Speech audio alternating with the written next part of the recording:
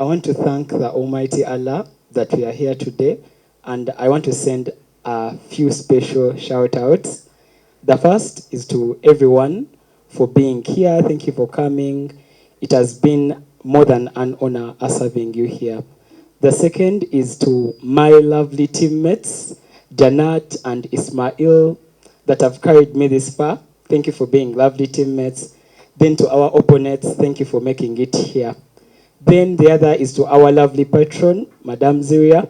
We love you so much. It is because of your efforts that we continuously appear on such platforms.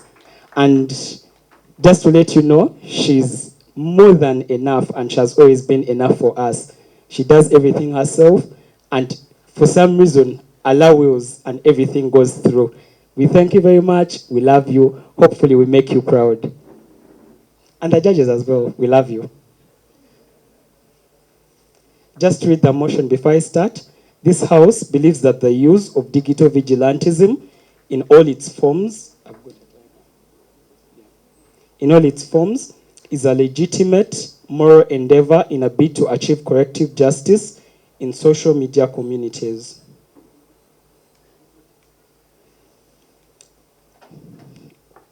Okay, my speech begins now. Panel, our stance is going to be quite simple. We believe that digital vigilantism is a legitimate moral endeavor in achieving corrective justice because it creates reform for individuals, it is proportional and effective in correcting the harm. I think we need to understand quite a couple of things before we evaluate this debate. The first is on the social media communities. Notice that these social media communities are in most cases exposed to trends. That is, platforms usually push content that seems selling, and that is what the info site tells you as well. The third is on how the use of digital vigilantism happens. What this looks like is that, one, you have mass reporting for individuals to get to know about the harm that is circulating within status quo. What happens then is that you have those individuals that are concerned forming organized groups to reciprocate this harm. They usually use things like, one, call out culture or cancel culture for these individuals. And at worst case, when these guys refuse or intentionally refuse to change, they go on to do things like public shaming so that they are able to correct that harm, so that they are able to deplatform those creators perceived as toxic and immoral. The fourth, we need to understand what corrective justice is and why that chart becomes important within this debate. For us to have this debate, we ought to agree that there exists a certain level of harm.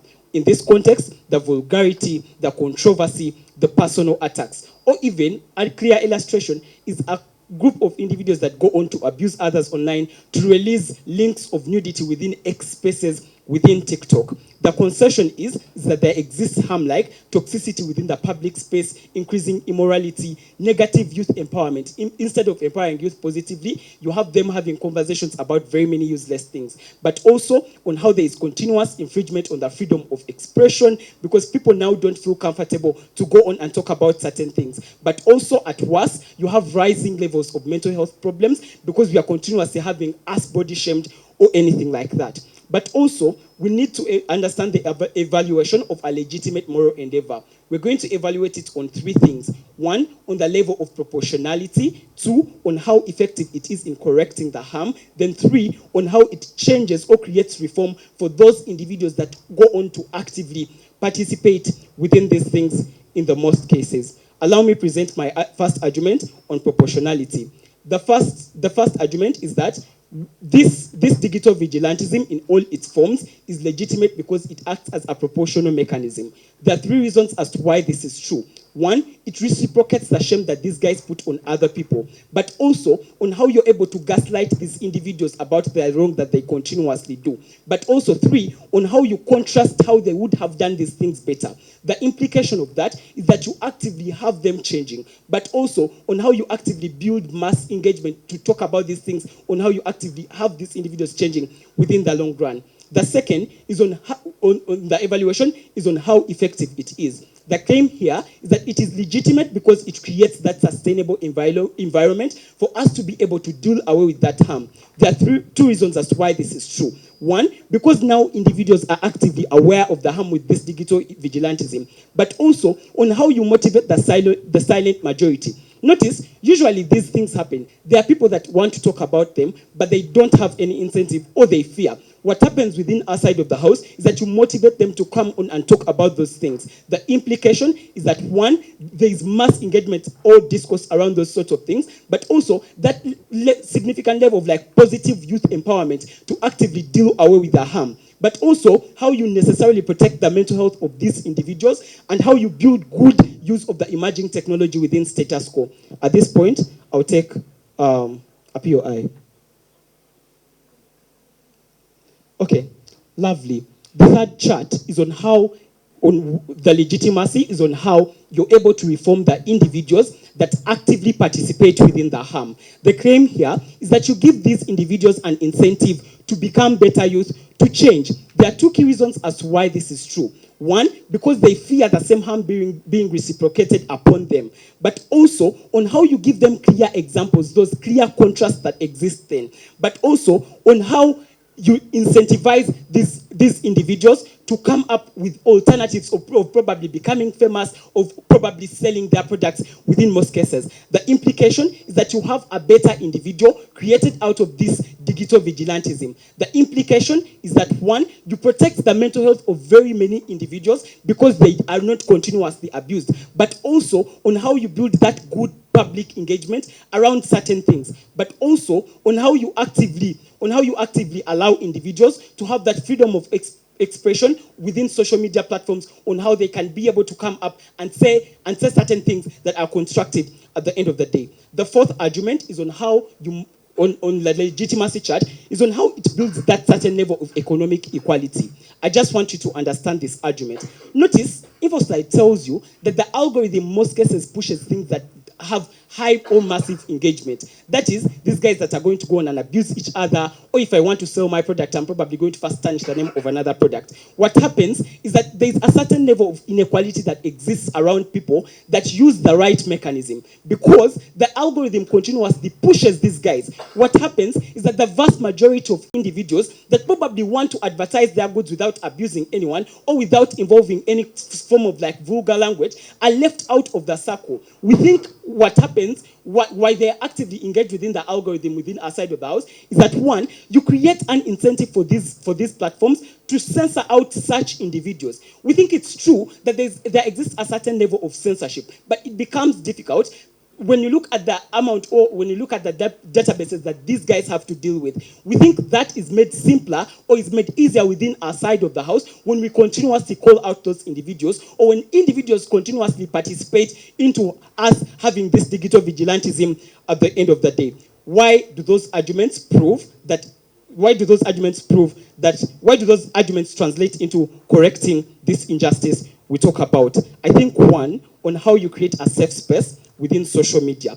That is, very few individuals are coming up to do such harm, but also on how individuals are now motivated to do things in the right way. They know that if at all I'm to advertise my business or something like that, I probably have to do it the right way. I don't have to tarnish a certain individual's name, but also on how those companies now are, how the work of those companies is made easier. Because notice, it's not true that these companies don't want to censor out this information. It's not true that they don't do any efforts. But because it is very difficult for us to identify those individuals, what happens within our side of the house is that they are continuously flagged. They are continuously called out. That essentially means the likelihood of us censoring out that information becomes easy. Why that becomes important within this debate is that one, you achieve good mental health, but also on how you build that good use of the emerging technology. That is, we don't get excited that just because I can scroll, just because I can post a video, now I have every right to abuse an individual, or I have a right to call anyone whatsoever I think.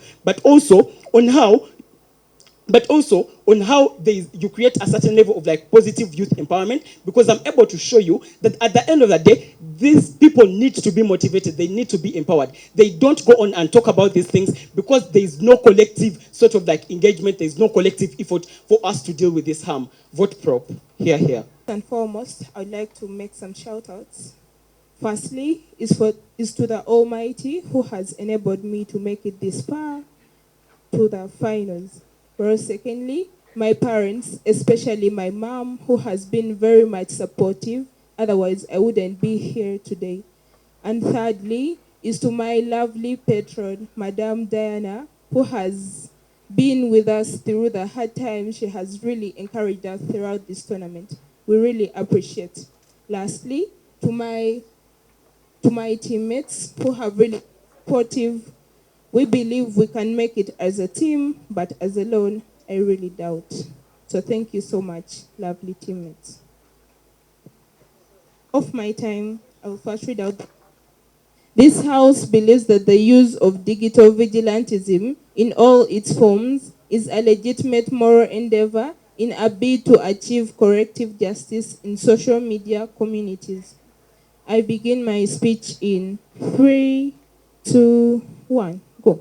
Chair, I think we need to understand the nature of those that essentially engage with social media. Notice from the info slide, these particular youths are individuals that can do anything to essentially like get the followers and the likes in the first place. That means that they essentially care about their sort of reputation online. They essentially care about the sort of like followers they essentially have. Notice what happens when we have like this vigilantism in place. Most likely, it's essentially like it essentially like means that these particular individuals are going to be like ashamed online. That means most likely they lose their following. But secondly, on things like blocking their accounts and like deplatforming them. Notice what this happens is that then this particular youth follow their followers. They follow something that is essentially very much important within their lives. What happens is that this particular youth still do whatever it takes. Someone can skin a cat such that they get the 1,000 likes to get the blue tick that essentially what? That essentially shows you that this particular measure becomes illegitimate because it pushes this particular youth to do extreme things that they wouldn't wish to do in the first place. But also secondly, notice that this digital vigilantism is an informal like sort of like it is an informal measure that is essentially used to like ensure that youth are morally conduct themselves right well on social media. Understand that because these particular youths have a bigger incentive to maintain their followers, they have a bigger incentive for them to remain like the famous ones online. They will most likely retaliate against such informal tools that are being used against them. What happens is that even when these interventions might seem like effective in the long run, to the extent that then youth come up and retaliate against them, that makes this particular like sort of like measure then an illegitimate, because most likely if it is legitimate, then this particular youth are supposed to follow this particular thing. If you're called out, you're most likely supposed to change. You are not never going to retaliate against such a measure. Notice that there are other forms that can essentially call this particular youth out. Things like judicial processes and things of a sort. Notice that information that circulates online is information of public interest. To the extent that we have a trend that someone is essentially being vulgar or being immoral in society, most likely it calls the attention of each and everyone within society. What happens when we have these particular individuals actually being handled by things like judicial processes? Most likely they are public court sessions. There are things like professionals that essentially handle these particular individuals. That means we have things like evidence that is never going to be retaliated against, systems that are never going to be retaliated against. Notice that where corruption does not exist in such systems, that because people are actively engaging in them, we have public accountability. People actually want to have followers. People want to actually have influencers that are actually doing the right thing. What then happens is that becomes a more legitimate response to such immoral acts that continuously happen on social media. Notice that in such a world, we essentially have this particular youth being much more like held accountable, and we much more incentivize them to reform at the end of the day, because the punishment is much worse. The punishment is that you go to jail. The punishment is that you spend 5 years without you posting anything, you being offline. That is not something that this particular youth essentially want to have. Or secondly, on the economic benefit that this particular youth get from rejected. Notice the economic benefit that this particular youth get from them being famous online. Notice that youth within society are already like very poor individuals. This looks like their only alternative source for them to essentially gain income. We think everyone within society, even when you're immoral, even when you are good, you essentially deserve to have a source of income that is essentially there for you to be able to gain income at the end of the day. What happens on the other side of the house here is that this particular youth, there is intervention that is never effective. That means they continuously do the immoral acts.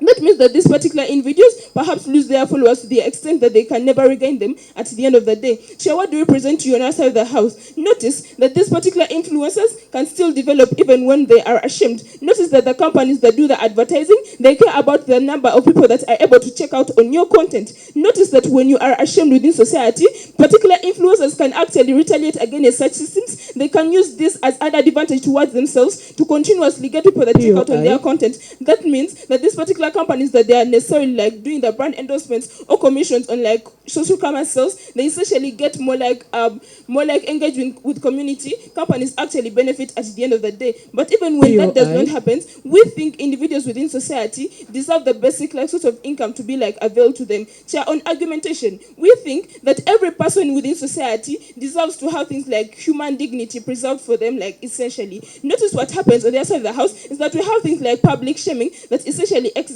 What that then means that these particular individuals are dehumanized publicly. Notice when someone has things like 1 million followers and they really care about their reputation, when you dehumanize them, you essentially do basically two things. Firstly, is the loss of hope on like them to be able to even live lives. Or secondly, on the idea that you then create like more mental health to them. Notice why human dignity is something that is very much important. That this provides like basic, oh my god, rest. This provides them a motive to continuously live in society. With human dignity, these particular individuals can interact freely within society to the extent that you shame them publicly. We think that is something that is essentially bad, even when someone is immoral. Notice with the existence of other mechanisms that exist, they essentially maintain this human dignity. When you essentially assess like in the judicial processes, most likely you trust that particular system because you speak through your lawyer. No one never directly does personal attacks on your dignity to like demoralize you and feel like a bad societal like seem like someone who is very bad within society, someone that people not necessarily like dehumanize and do not want to associate with. But also, secondly, on the idea to deal with like mental health issues, notice that there is a significant level of like youth within society that essentially mentally perturbed. Notice when you publicly shame them, you necessarily increase the mental health issues that they essentially have because they lose their followers. That is something that they essentially care about. But secondly, on the idea that you then create more depression and anxiety because they have lost out on their followers. They are never famous. But secondly, on the idea that they then lost their like sort of income at the end of the day. That is a much worse world because youth become more unproductive when they cannot get any source of income. But secondly, when they cannot like build up mentally, when they have a poor mental state, it affects the way they associate within society. It affects the way they essentially become productive at the end of the day. So how do we achieve like corrective justice in such a way, or the effectiveness of this? Notice on effectiveness, to the extent that the measure you are taking is one that is most likely going to be retaliated to, we think that is not a legitimate measure that we need to take in order for us to have this particular youth behave decently. Notice their sort of world essentially paints to you a picture of, oh hey, these particular people, because they care about their followers, they're going to most likely be like incentivized to like change. But to the extent that I can come up and bias my followers, that you see whatever they are trying to say is wrong, they do not have any concrete evidence. No professional is in such a mechanism to really prove that the evidence is something that is essentially that much correct.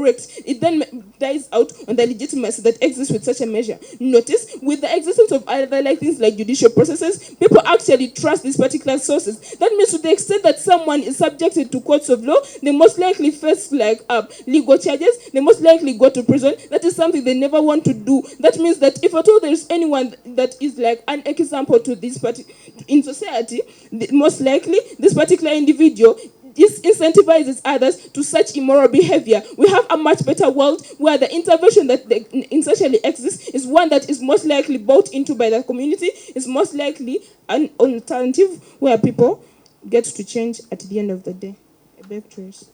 Up to this point in the debate, I fail to understand exactly what Team Hope argues for.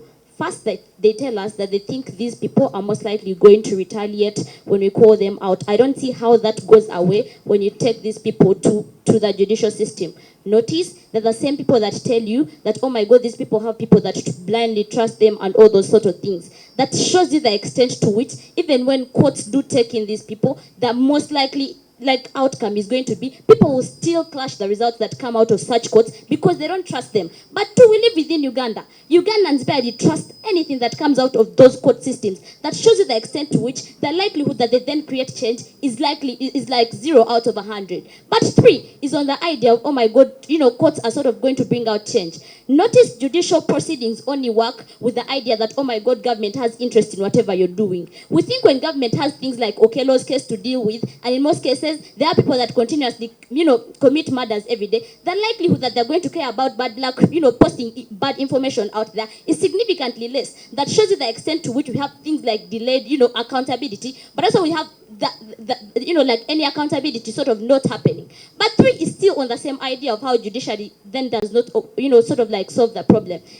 We show you how these people do not have interest, but 2, we show you how it then delays. But 3, we think the most important thing within most social media platforms is for people that are actively engaging within social media to understand that what you're doing is bad. Why judiciary then becomes bad is very few people get to know about any of the things that you're going to be sort of held accountable for. What happens in that case, it is going to happen in a courtroom. Very few of us actually care about how many court proceedings happen. That is the most likely impact then is people are less aware of what is going on. People won't know that, oh my God, abusing people on social media is bad. That is why we think call out culture then becomes a better alternative. Why? Because very many people get to know that, oh my God, abusing people on social media is bad, but 2, being vulgar is good. And we think that is what then gives us a better or a more healthy sort of like social media engagement. To what they come and tell us, They come and tell us about things like retaliation and all that. They tell us about how these people are, followed by large numbers of people, and as a result, they are going to retaliate.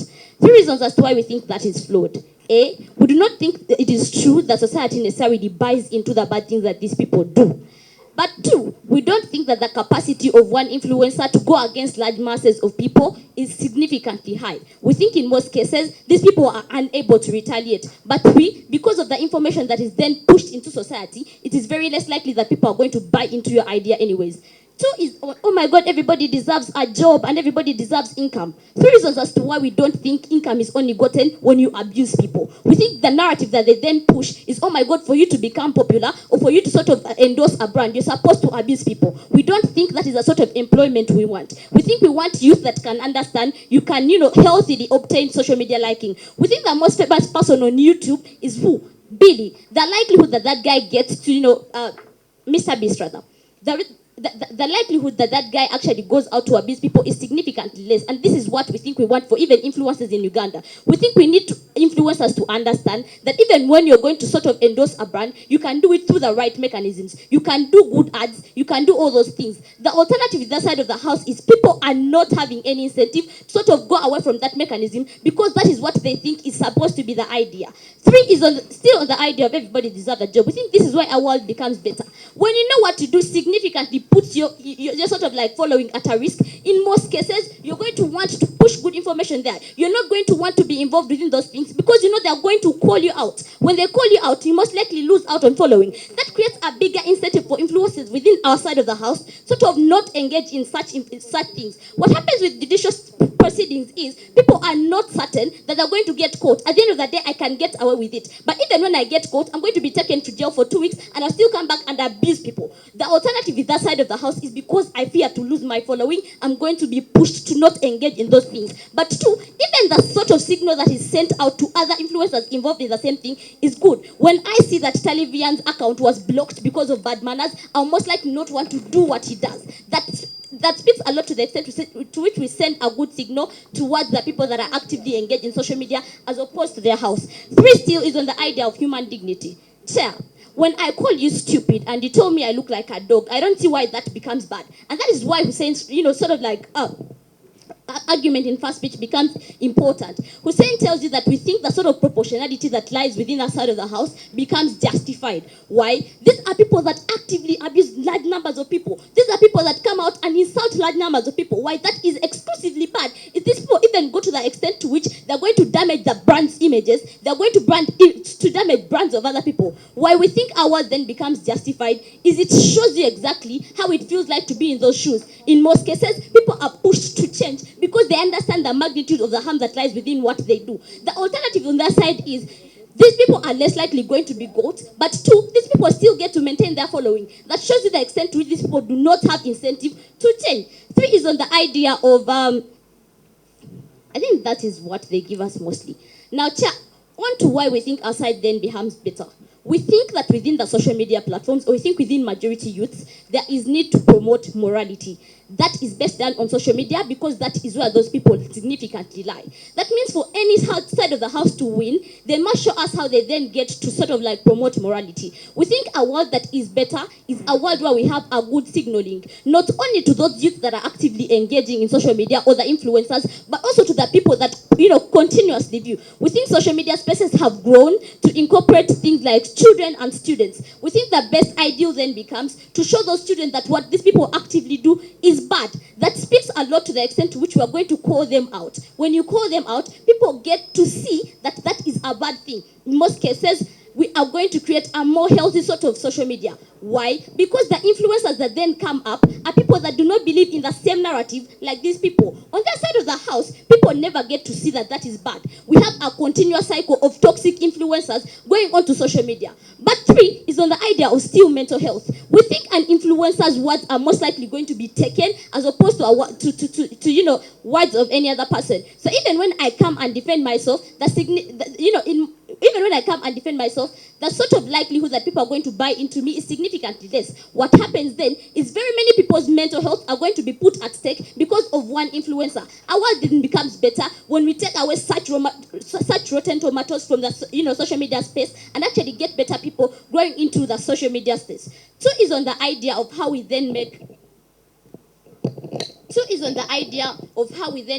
social media a better platform for influencers that are not actively engaging in bad manners. We think our world then becomes more fair. Notice, if people are getting, following because of their bad sort of like manners, we think it becomes better in a world where you allow people that do not actively engage in that to sort of prosper. Notice, when the algorithm continuously pushes for people that abuse other people, it creates some sort of inequality for people that do not. We think we make that better when we take away these people. What happens then is you create a fair space for people to not watch those people, and at the end of the day, you have a more healthy sort of like atmosphere within social media. But 2, you allow youth to actively engage. Many of us do not engage in social media because we know we shall be told the bad that comes with us, or we shall be abused on day one. That we think we then make that better when we allow everybody to engage in social media without being judged or abused just because they look a certain way or because they do certain things. We think our world is better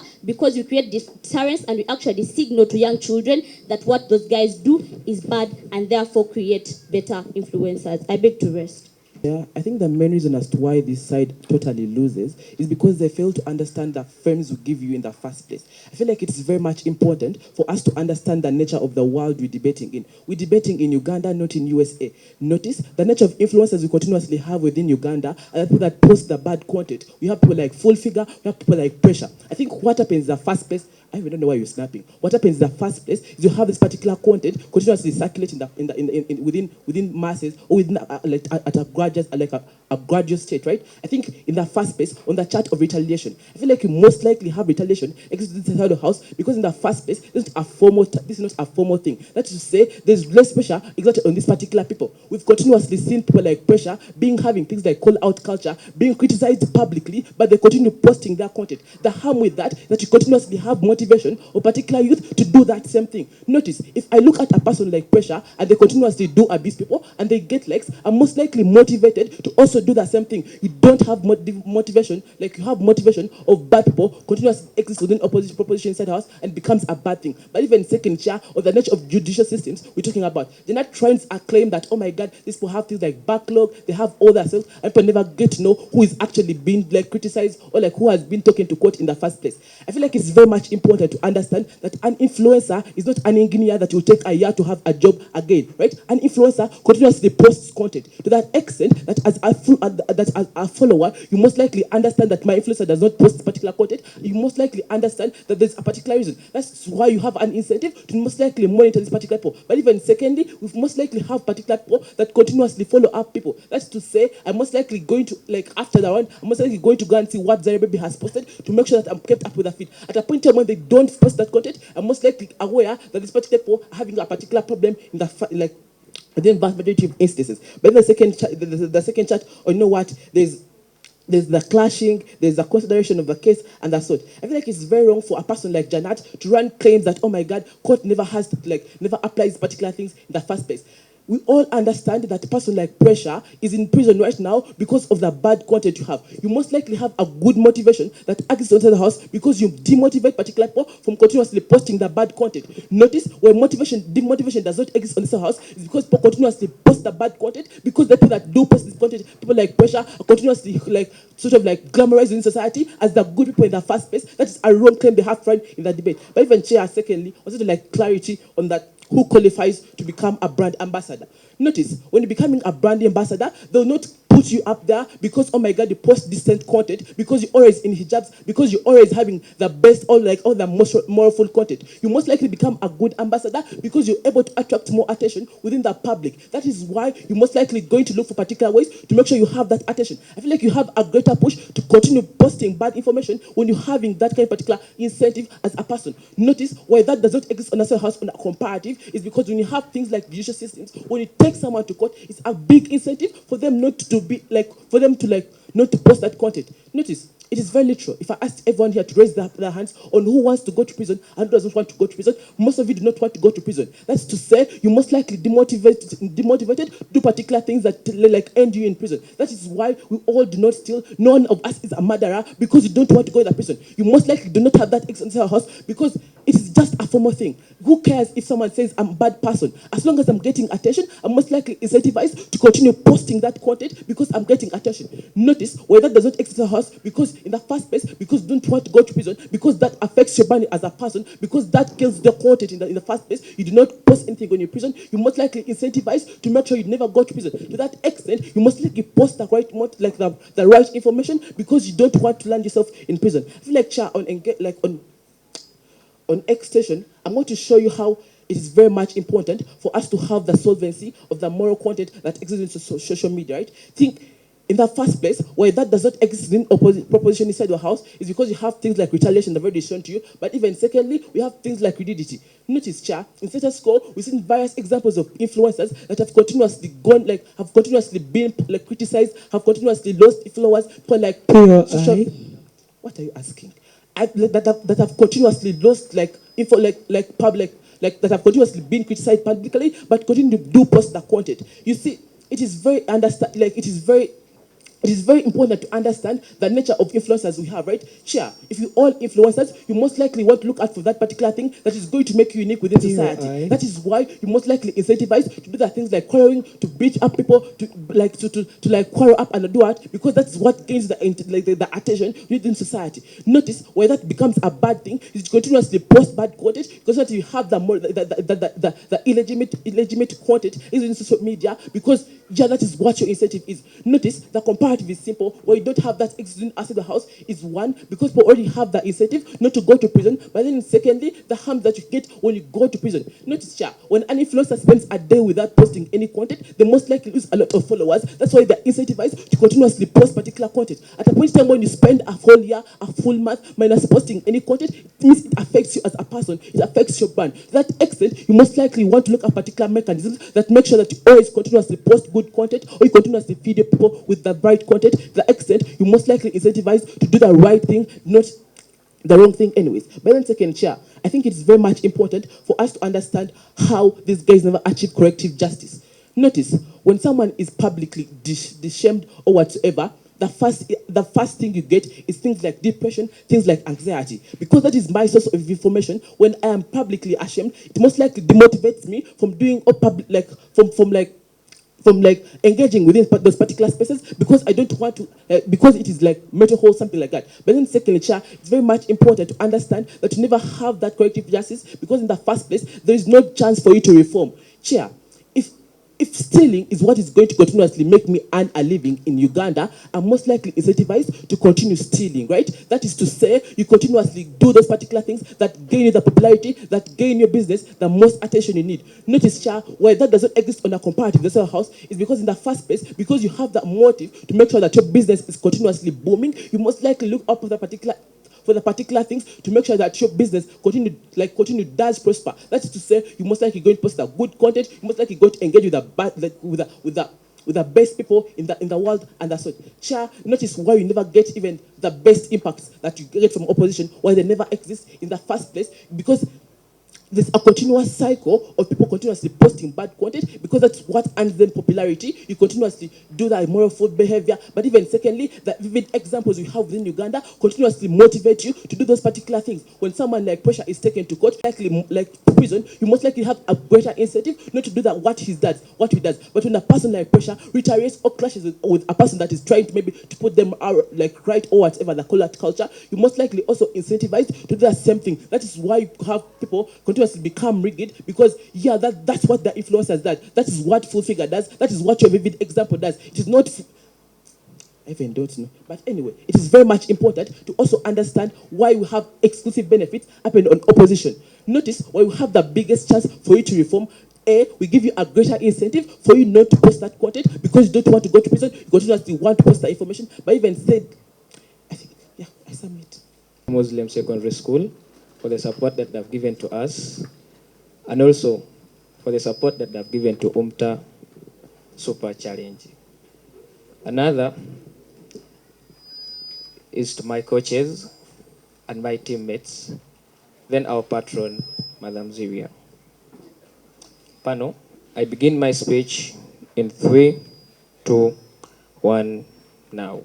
So, Pano, I think the thing that we get from the opposition side is one, the nature of influencers that exist within this kind of like status quo. The nature of this kind of like influencers are people that post very bad information or very immoral acts and stuff like that. The only reason as to why this happens with this status quo is one, that is because you lack awareness of the masses about this kind of like information. What happens when you inform the masses about like the dangers that come about through posting this kind of like immoral information is one, you have things like buyout of the people, which prevents this kind of like, we have things like buyout of the people and change within like big masses of people. The reason as to why this is true is one, when large masses retaliate against an influencer, that incentivizes them to change. Unlike when you take them to court as an individual, even if this individual is to change, the effects that exist to other people that exist within status quo are not changed. Why? The reason as to why we win on that clash is one, the magnitude of change. The magnitude of change that our side brings within this kind of like status quo. The magnitude is actually bigger. The reason as to why the magnitude we get is one. We have already told you that these people are actually coming to call out this kind of like individuals in large masses. The reason that as to why this becomes important is one. When you have large masses calling out a person that is posting immoral information, that incentivizes other people or other influencers also to prevent themselves from actually posting immoral information. That is because of their first incentive to actually maximize the people that follow them, to maximize the money that they get from this kind of like social media platforms. The reason as to why we win on the clash of like income that this kind of like influencers are going to get through this kind of like social media platforms is one. That is because from outside of the house, these influencers are incentivized to post the best information so that they can get the most kind of like followers or the maximum number of followers within this kind of like status quo. The reason as to why they don't achieve that is one, when you take someone to prison,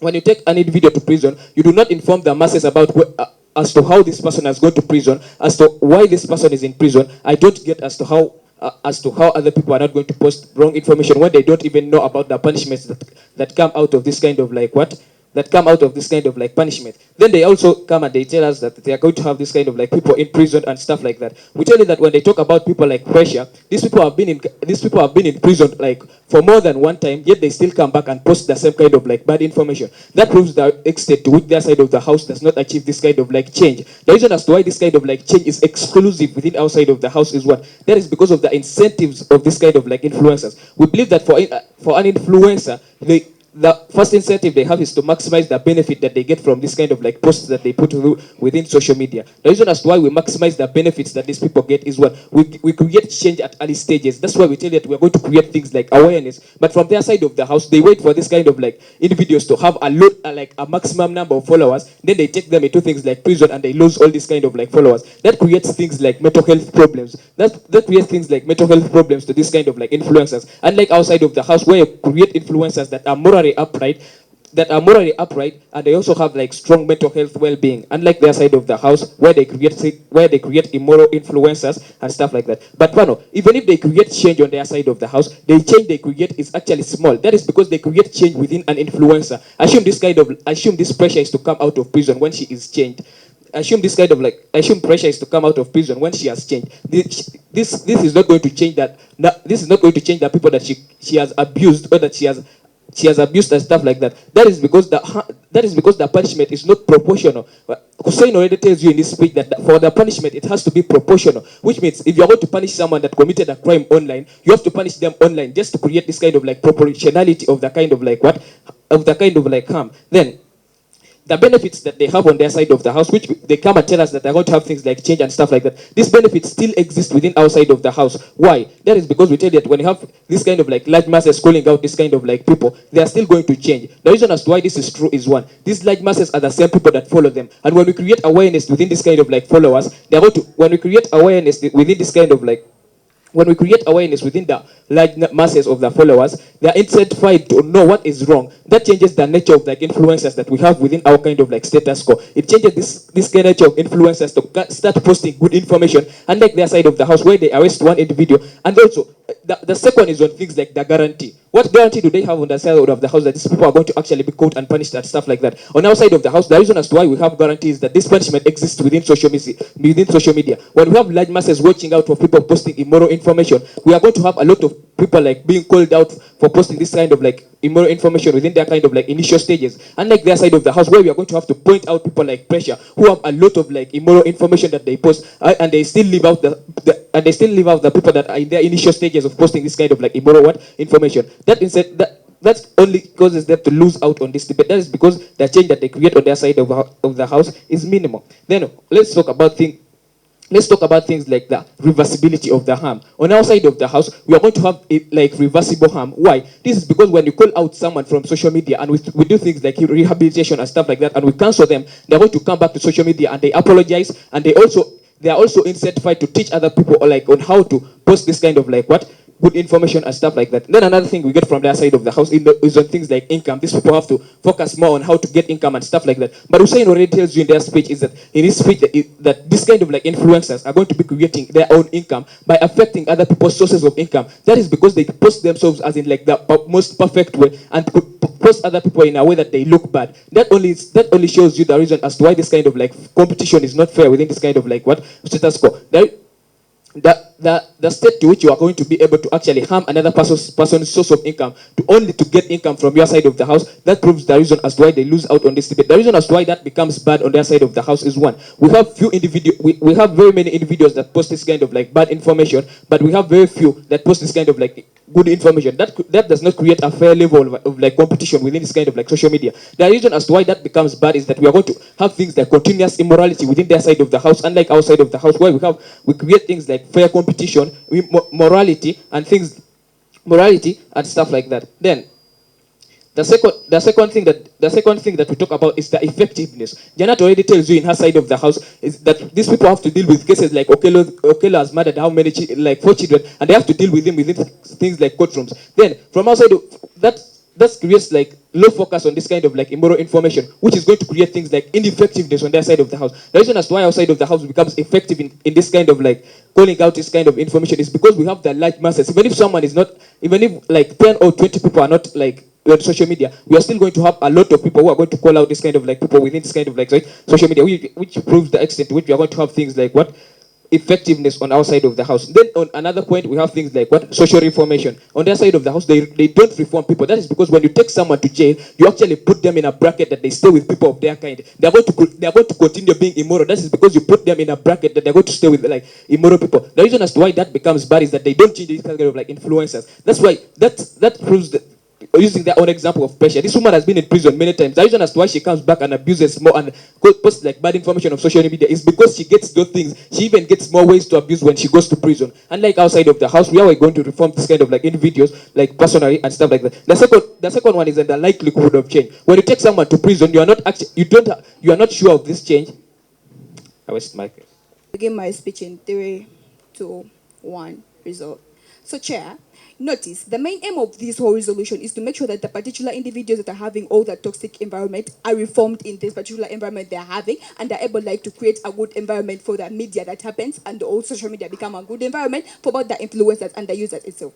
The main argument that could run in this debate is on the reforming of these particular individuals. The two also we are having the use of this particular digital days you are having digital vigilation, and then the part where you're having the judicial processes, where we better achieve the reforming. Notice what happens on the other side of the wall. What happens is very simple on the other side of the wall. One, notice what happens on the other side of the wall is the question of the implementer. In the case where this particular implementer is not having like a capability, this particular influencers are able like to question this implementer. When you come out and like you're talking bad about me, I'm likely, because you're not an implementer that is in the best position for me like to comply with, unlike the judicial systems where people cannot come up and like comply and fail to comply with these particular systems. It then looks like these particular influencers are likely to fight back the particular implementers that are having this. What their side looks like, it looks like a thing that is influenced by society. Is society pushing this? It then means like these particular influencers are likely to come up and do not comply with this particular thing that these particular people are fronting for. It then means they can fight back that. My second speaker clearly tells you that there is a likelihood of these particular people developing even through the bad image that they are creating for them.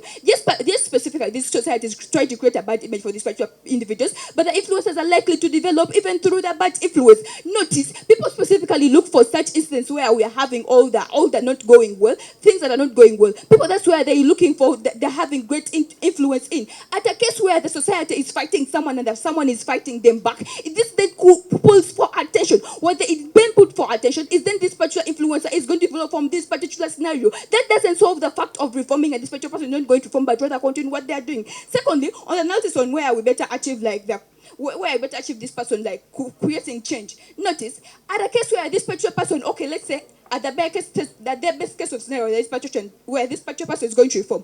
When this particular person says, okay, my account is now closed, I've now failed out on that, if that means this particular person is pushed to create another account, this particular person has a likelihood of creating another account and follow up with the same thing because they don't have incentive to change. What happens on our side, I will tell you, notice, it is a less likelihood of someone wishing to be going like to courts of law. I've been sentenced for 2 years, and then I come back and I wish to be sentenced for 2 years. Notice what happens with like the judicial system. It's a system that's likely to question like people that have been found guilty and imprison them for times proportional to what they have done. That then means this particular person are likely to reform because they do not wish to go back into these particular systems and do not wish to tend to spend that whole time into prison. What happens on the other side of the wall is this particular person has the likelihood of doing that same thing because, oh hey, you're just going to close my account, I'm not going to create another account. Secondly, we tell you on how this particular person have like the effect of the mental health on themselves. Notice, it's very necessary for us to cater for the mental health of the influencers and then particular person in this case.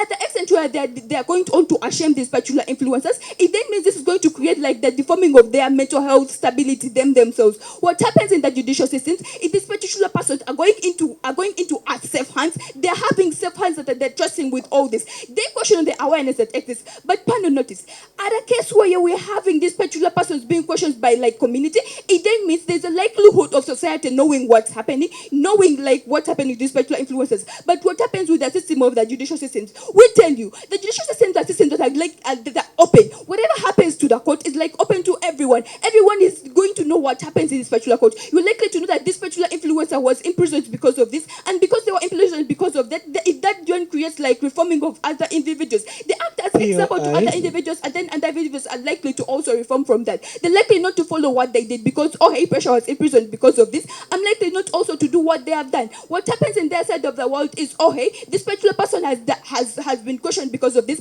and they have not like there's no change on them. That then questions out on their whole like feasibility of them changing. Notice fun of what happens in their side of the world. Rest and understand this. They tell us that there's reversibility of the harm. But notice, after someone shaming the other person, there is no coming back and change what has been happening in that case of the world. What you prevent is like the further harm of this particular thing, and that's further prevented when this particular person is guaranteed of not doing that particular thing and is rather influencing other people not to do that particular thing. What happens in their side of the world is that, oh hey, these particular persons are not going to reform, but rather do the same thing. Even at the late extent where we assume that there's going to be a less extent of reforming in their side of the world, the extent of reforming that happens outside is less like extent because these individuals have no incentive of not to do it again. I may promise not to do it again in like like 2 weeks, but because of like it's what I've been doing, I'm likely to do it again. And even at the extent where the question that's coming into the punishment that I'm getting for doing this thing again is something that's not going to affect me. The effect on these particular individuals in the judicial systems when they're having the risk of being arrested and being taken into prison, that then creates them into reforming at all cases of at all best cases. But in their side of the world, these particular individuals, even we are to imagine them reforming, they're likely to do that same thing again. Notice, Chair, in this particular debate, we are mainly aiming at making sure that we are having a good environment on social media where people are not toxic and people are not immoral on this. Where we better achieve this is a world where we are telling you that whoever is being immoral on this particular social media, they're taken to judicial court and they're able to reform. What that then brings, it then brings the creating of the better environment, and these particular individuals then themselves are not affected, but even the other particular individuals that are going to like be on the social media are not affected in that because of the actions of these people, because we tell you that the extent at which these actions of like being toxic and immoral do exist is going to reduce in our particular side of the world. What they think and questioning outside of our, they question on things like the reforming of these particular individuals and all that. Notice, Chair, in this debate where we are aiming at creating a good environment for these particular people using social media, it's better we have a system that does not infringe on anything, like on any other system. Notice what becomes harm in their side of the world, even if we are to assume it to be good. Notice what becomes very harmful is the nature of like degradation of their humanity. When these particular people are like taken to taken to their systems where they are publicly ashamed, that then degrades the humanity of these particular people. There is a harm that created on these particular influencers, even when they do not solve the problem. They do not solve the problem existing, but rather create greater problem. What happens on our side of the world is that we solve the problem that's existing without creating greater problem. At the extent where we solve this, we then think that the nature of the system they're bringing is not something that's legitimate to stand in this case of the world. But no, we caution two things in their side of the world. Notice what happens with their like kind of like implementers that are going to do with it. What happens with their kind of like persons that are going to hold these persons accountable are people that are not like trusted and people that are not going to be able like to enforce this. What that then means, it then means the particular influencers that are holding accountable are people that are likely not to buy into that because, oh hey, you're just a mere communist that is pushing me to do this particular thing. I'm likely not to buy into doing it, and there is nothing you're going to do to push me to the extreme measures. What happens with the judicial system is that people are not likely to backfire or do not follow what the judicial system. When the court decides to sentence you for 2 years, you are likely to go into those 2 years and there's nothing you're going to do about it. You're just going to follow that. What happens when they tell us that, oh hey, the judicial systems are already systems that are existing with other cases and all that? Notice, the judicial system is not a system that's having only one particular court to deal with with all cases. There are many courts that are specifically dealing with this court, and at the extent where we are having a specific act in the court which deals with the social media misuse act, it then means like these particular individuals are then compelled to being like questioned in this particular court like any other people. What the extent when I think like courts have other burden, we then feel like all crimes are then complied to being questionable in this particular case, and we better solve in this debate of the world when we have the solvency and creating a better world where everyone is living a good world. I beg to rest. Do shout us again. Okay, I shout out to all those that I didn't shout out before. Okay, I'm going to start my reply speech in 3, 2, 1, go. Chair, in the recent years or in the recent past time on social media, we had a recent chat about obscenity in music. That is to say, people are singing obscene words within music, people are using vulgar language within music. There existed particular pushes within society to stop that sort of like obscenity within music. But notice it was ineffective until there was a lawful push for these particular people. We have people like Gravity Omutuju that were put on particular bands for their music, and they did change because it was a lawful something like an action and that's what. But then Chair also secondly like on clarity on what these guys just failed to understand on the push to popularity in Uganda. I think I already made enough emphasis on what goes popular within Uganda. People like Bad Black, people like Gloria Boogie are the ones that go viral within Uganda because that is what we perceive as popular. The harm with that you continuously have obscenity, you still have immoralful acts that exist in social media, even when you think that things like call out culture already do exist because they do already exist. But then Chair notice, Chair, why these guys do those is that they fail on the incentive for the people to actually do reform. You see, it is very illogical for them to claim that, oh my God, because you're having put like call out culture, people are going to miraculously reform. I think we already provide you enough analysis to show you how even you have even when with the excess of things like call-out culture, the excess of things like public criticism, but already people like pressure continuously do post their content because there is never enough justification or there's never enough push for them to change in the first place. But then notice, they have a fault on the position of the implementer. Shahir already ran through analysis to show you how people are never in the right position, how this policy is never in the right position to necessarily impact the people to the best way, even if that exists. But then Chair, notice on effectiveness, right? The main clash here.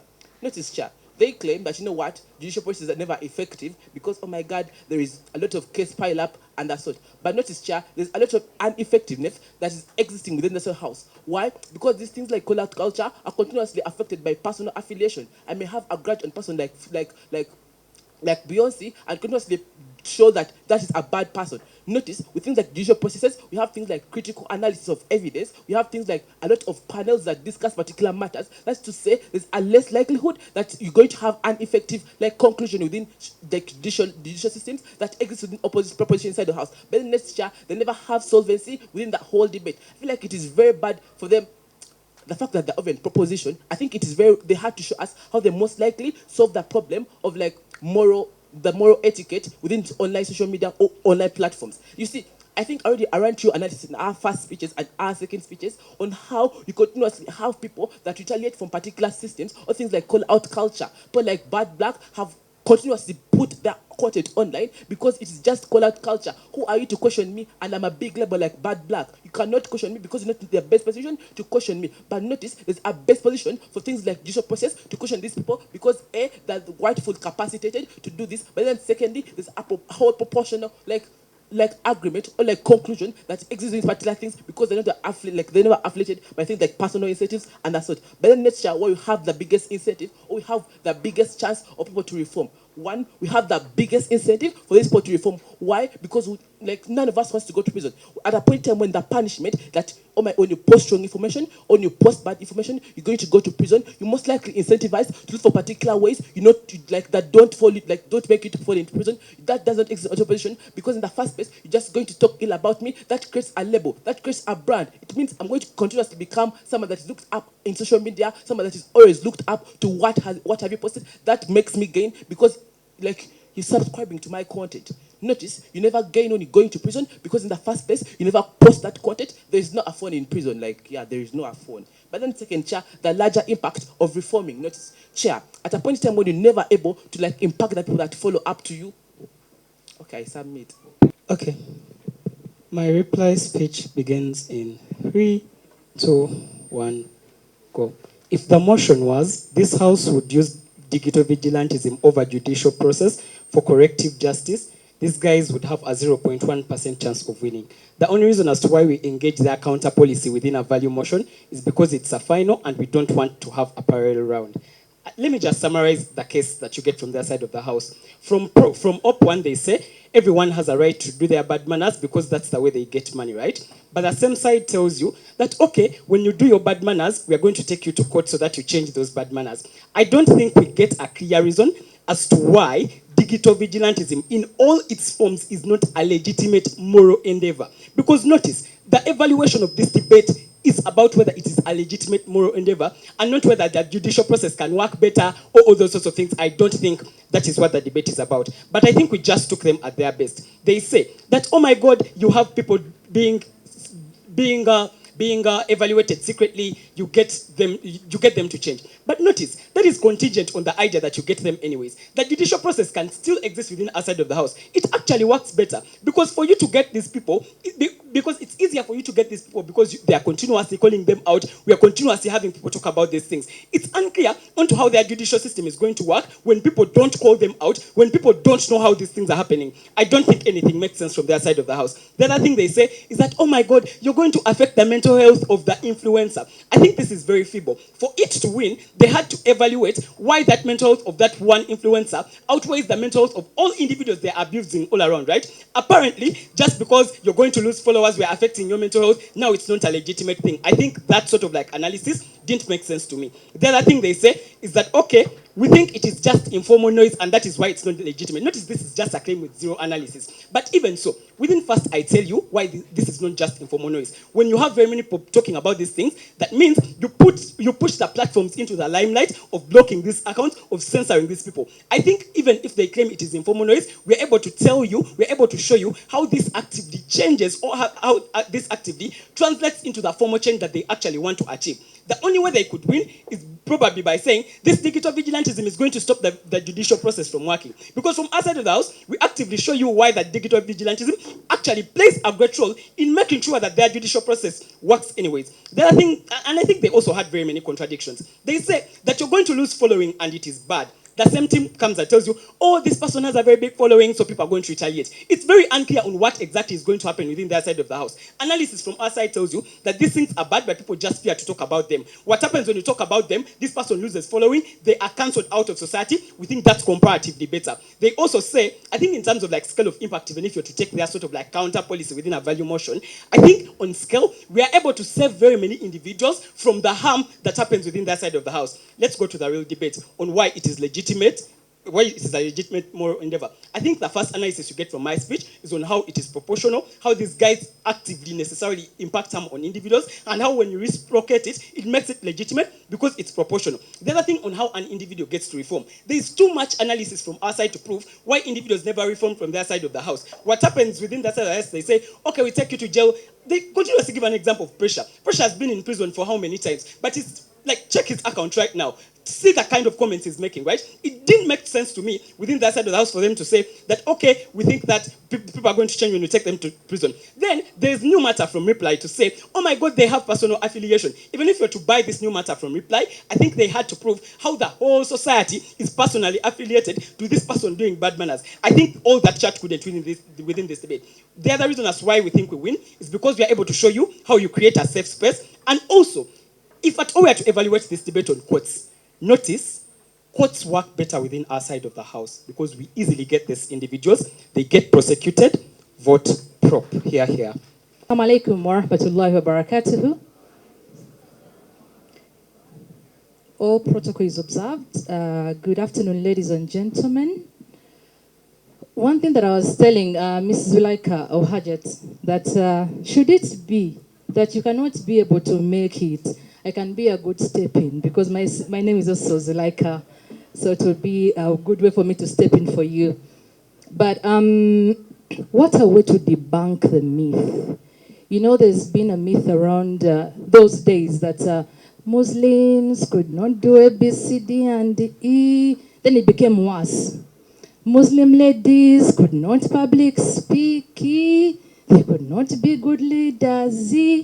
And now we say today, shame on you. Because after experiencing what has happened the past few days, I am happy and I am proud to say that indeed, the Muslims, we can do it. Now, again, let me bring you back to the Alpha Gen Z style. We say we are it. We say we are? Say with me. We say we are. Meaning that far badiko. Okay? So I'm very happy, I'm very honored to be here with you tonight. Excuse me. You know, we came along with our content creator, and she wants content for social media. We have a content creator in the house for the bank, Miss Shadia, and she wants content for the bank because also her payroll is determined on how much content we produce as a bank. So where we are not growing in terms of content, we will struggle to pay her.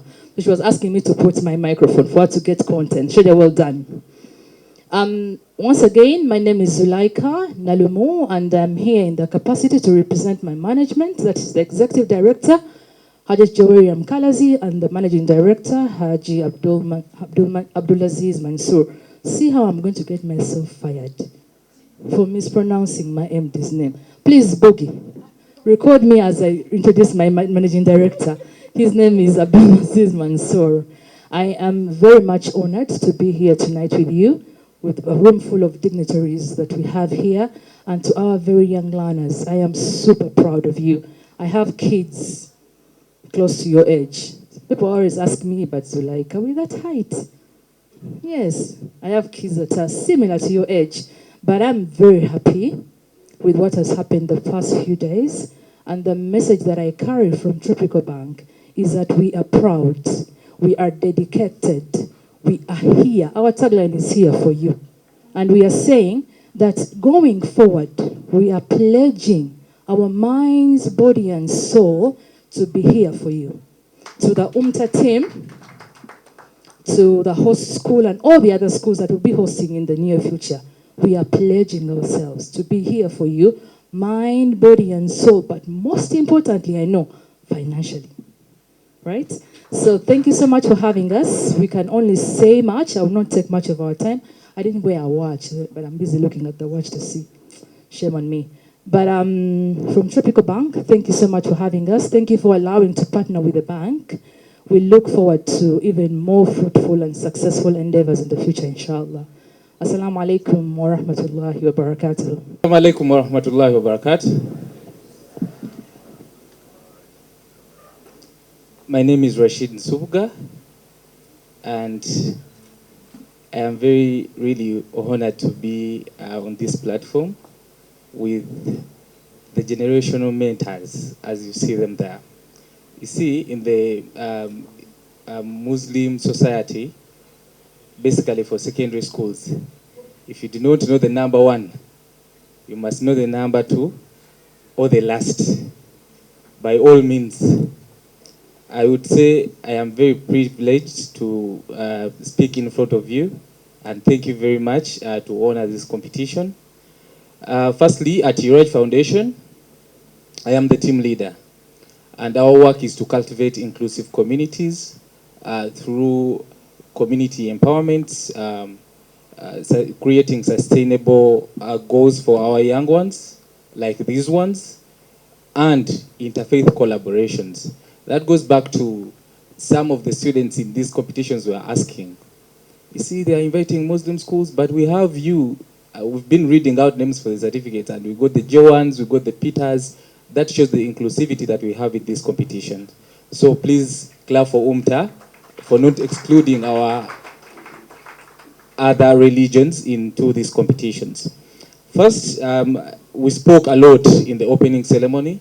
But as the Raj Foundation, we are very proud to be part of this competition with UMTA. As you well know, UMTA is doing a lot for the Muslim teachers, but choosing this path of, diverting and then see that our young leaders in these Muslim schools come on board and be created as able leaders. Because you see, tomorrow we are going to see the gentleman, he's my favorite, the Kawempe Muslim guy. Yesterday, I got a chance of participating in two sessions, the semi-finals, where I saw Kawempe Muslim versing Chinawa High School Kawempe. It was really nice. And when I went out, I asked one of the adjudicator, who is going to come out as the winner?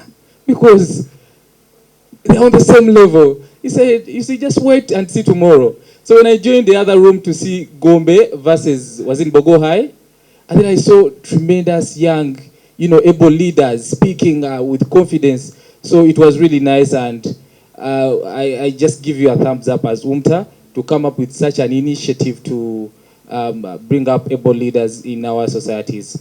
I take this opportunity to call upon all the schools that didn't join us for this competition, that the second edition is yet to come, and we expect a whole lot.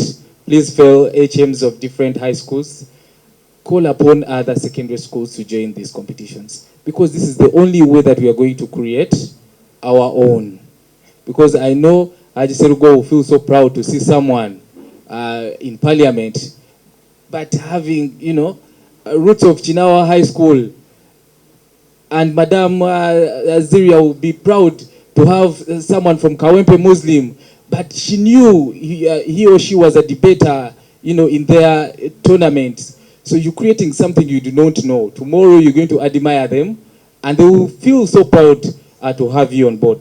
Second, I want to take this opportunity to thank Kawempe Muslim Secondary School. You see, we came on as partners on this, but you guys, Kawempe has done something really crazy. It has supported everywhere, financially, spiritually. They have given us their all. They don't limit the students that came here. I guess no one has a complaint about Kawempe Muslim, right? For the students, is it okay? It's a plus. Next edition here? Your schools. Hajat, thank you very much.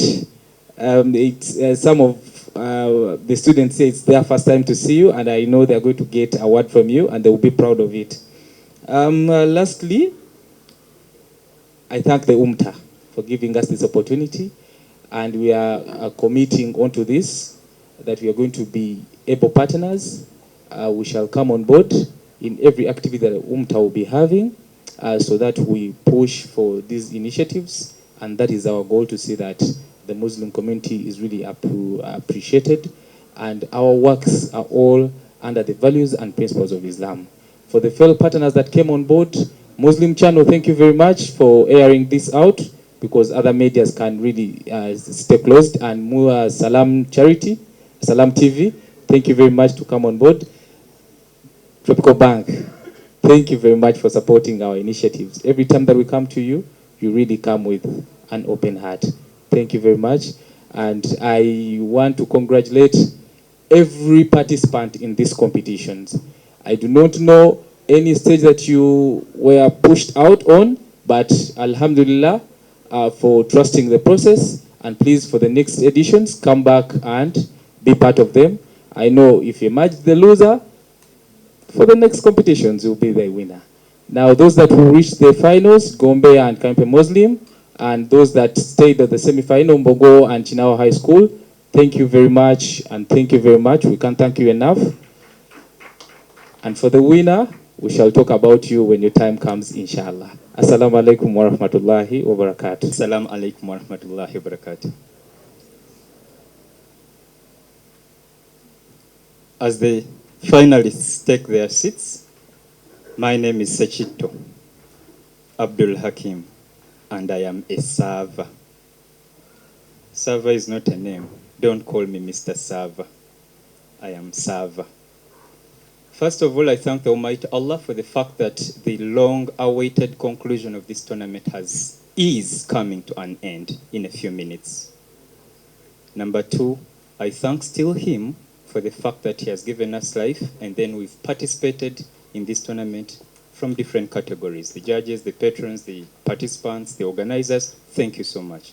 And then I also thank the guests for your attendance, for honoring our invitations to come and participate in this tournament. Now, briefly, let me talk about this tournament. The UMTA Super Challenge is the tournament that is bringing together all students, quote, all students, not Muslim schools, not Muslim students, all students from Muslim schools into the different skills that the country and the nation needs to enjoy.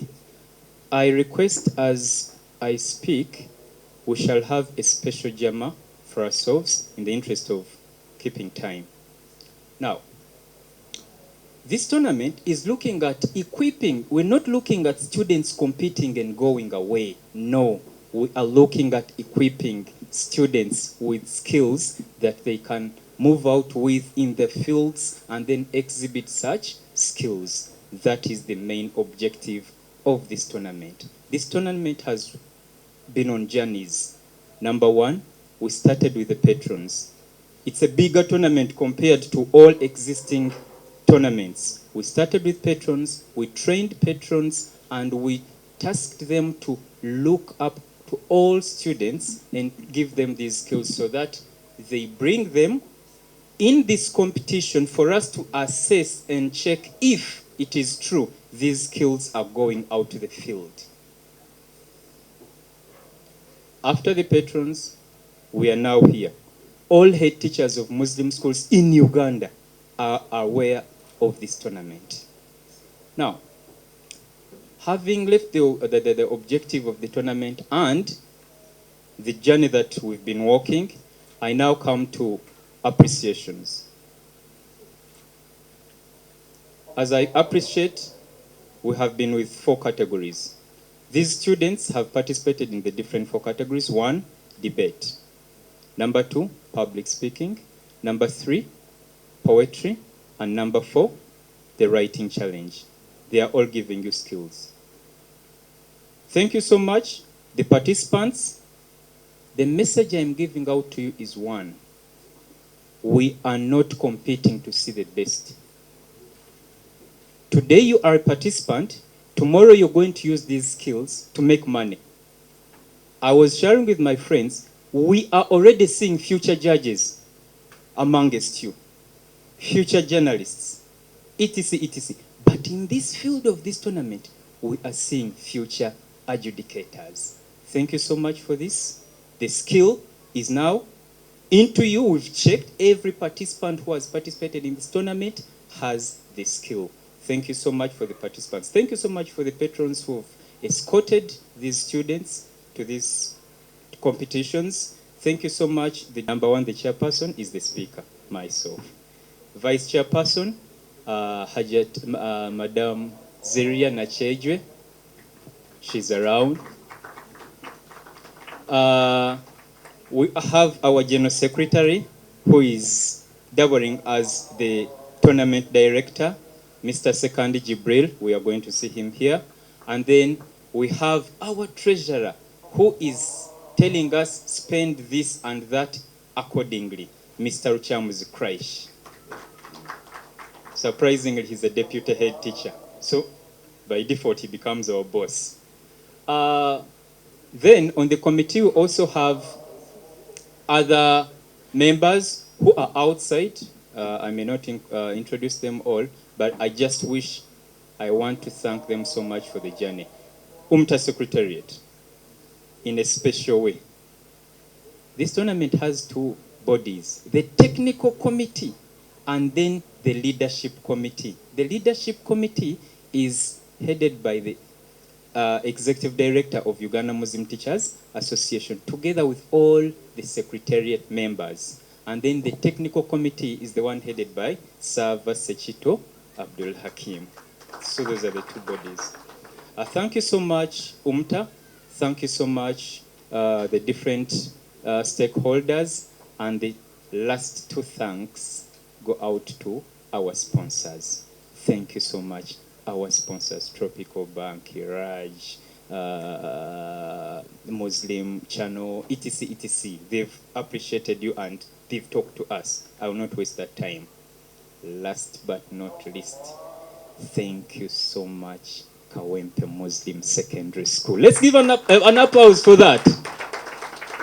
I think almost everything we've used here has been permitted. Haji would call out to Hajat, now there is this.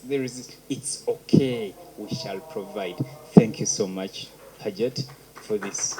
I don't want to waste a lot of time. I wish to conclude my speech. You've not tasked me to invite, so I'm not going to do it. Thank you so much, ladies and gentlemen. Let's meet in the next editions of the SWIM tournament. Assalamu alaikum wa rahmatullahi wa barakatuh. Assalamu alaikum wa rahmatullahi wa barakatuh.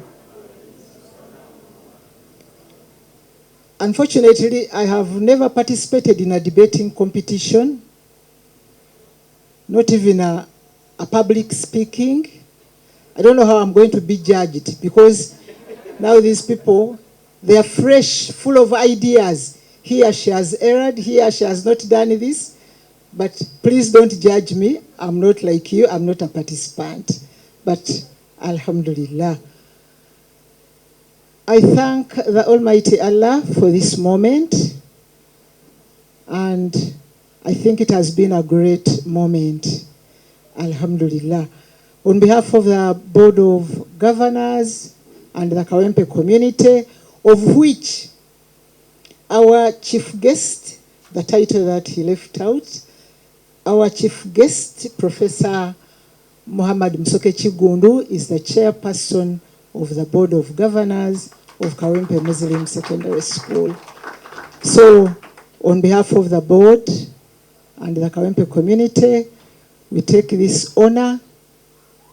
You are welcomed, but we take this honor to thank Allah as we come up here for the closing ceremony.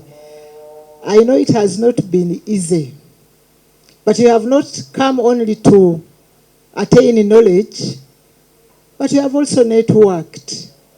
You have also socialized here and there, and you have learned a few things here and there. You have not seen me since that day. When was it? Tuesday? No, it was Friday, Saturday. But as a mother, I have been busy in the kitchen, preparing and getting the best for you. So as I come here, I know you have had your best moments here. For those things that have not moved according to what you expected, please forgive us. And I'm not saying you are moving out or I'm sending you away, but as you move out, as you exit, take only that thing that has excited you about Kawempe Muslim Secondary School, with the hope that those that didn't move well, we shall improve on them. But I understand you have been home, away from home. You have been at school, away from your respective schools. And why not? Feel free. Anytime you want to come and visit us, maybe permanently, you can come and visit. The patrons are not listening. Our patrons are not listening. So, ladies and gentlemen, I don't want to take much of your time. I know now you are in the mood and set. But as Kawempe Muslim Secondary School, we are truly honored. It has been an honor that we don't take for granted, of the many schools that fall under UMTA. When you pick on us to provide a venue, then we cannot take it for granted. Alhamdulillah. We wish to thank the UMTA Secretariat. Please convey our appreciation to, they call it the father body, the mother body. Convey our appreciation to the mother body, UMTA, that we are really appreciative, and that trust that has been placed in us, we shall live to remember it many times. I was also introduced, but like others, I'm a member of UMTA. I'm on the board of governors of UMTA, and I'm the treasurer of Uganda Muslim Teachers Association. So as I conclude, I wish to thank you for the patience. I wish to thank you for the resilience. I wish to thank you for the perseverance. But above all, you have gained a lot, and you will not go back the same people that entered this gate some 3 days ago. We want to thank you so much, whoever has participated, the patrons, and any other person who has participated, and we pray that Allah rewards you more and more. I wish to end here. It is hectic everywhere. There are many programs, but I say, UMTA, many minds, one heartbeat. Thank you so much. Assalamu alaikum wa rahmatullahi wa barakatuh. أعوذ بالله من الشيطان الرجيم بسم الله الرحمن الرحيم الحمد لله الذي خلق الإنسان في أي صورة ما شاء ركبه الذي خلق الإنسان في أي صورة ما شاء ركبه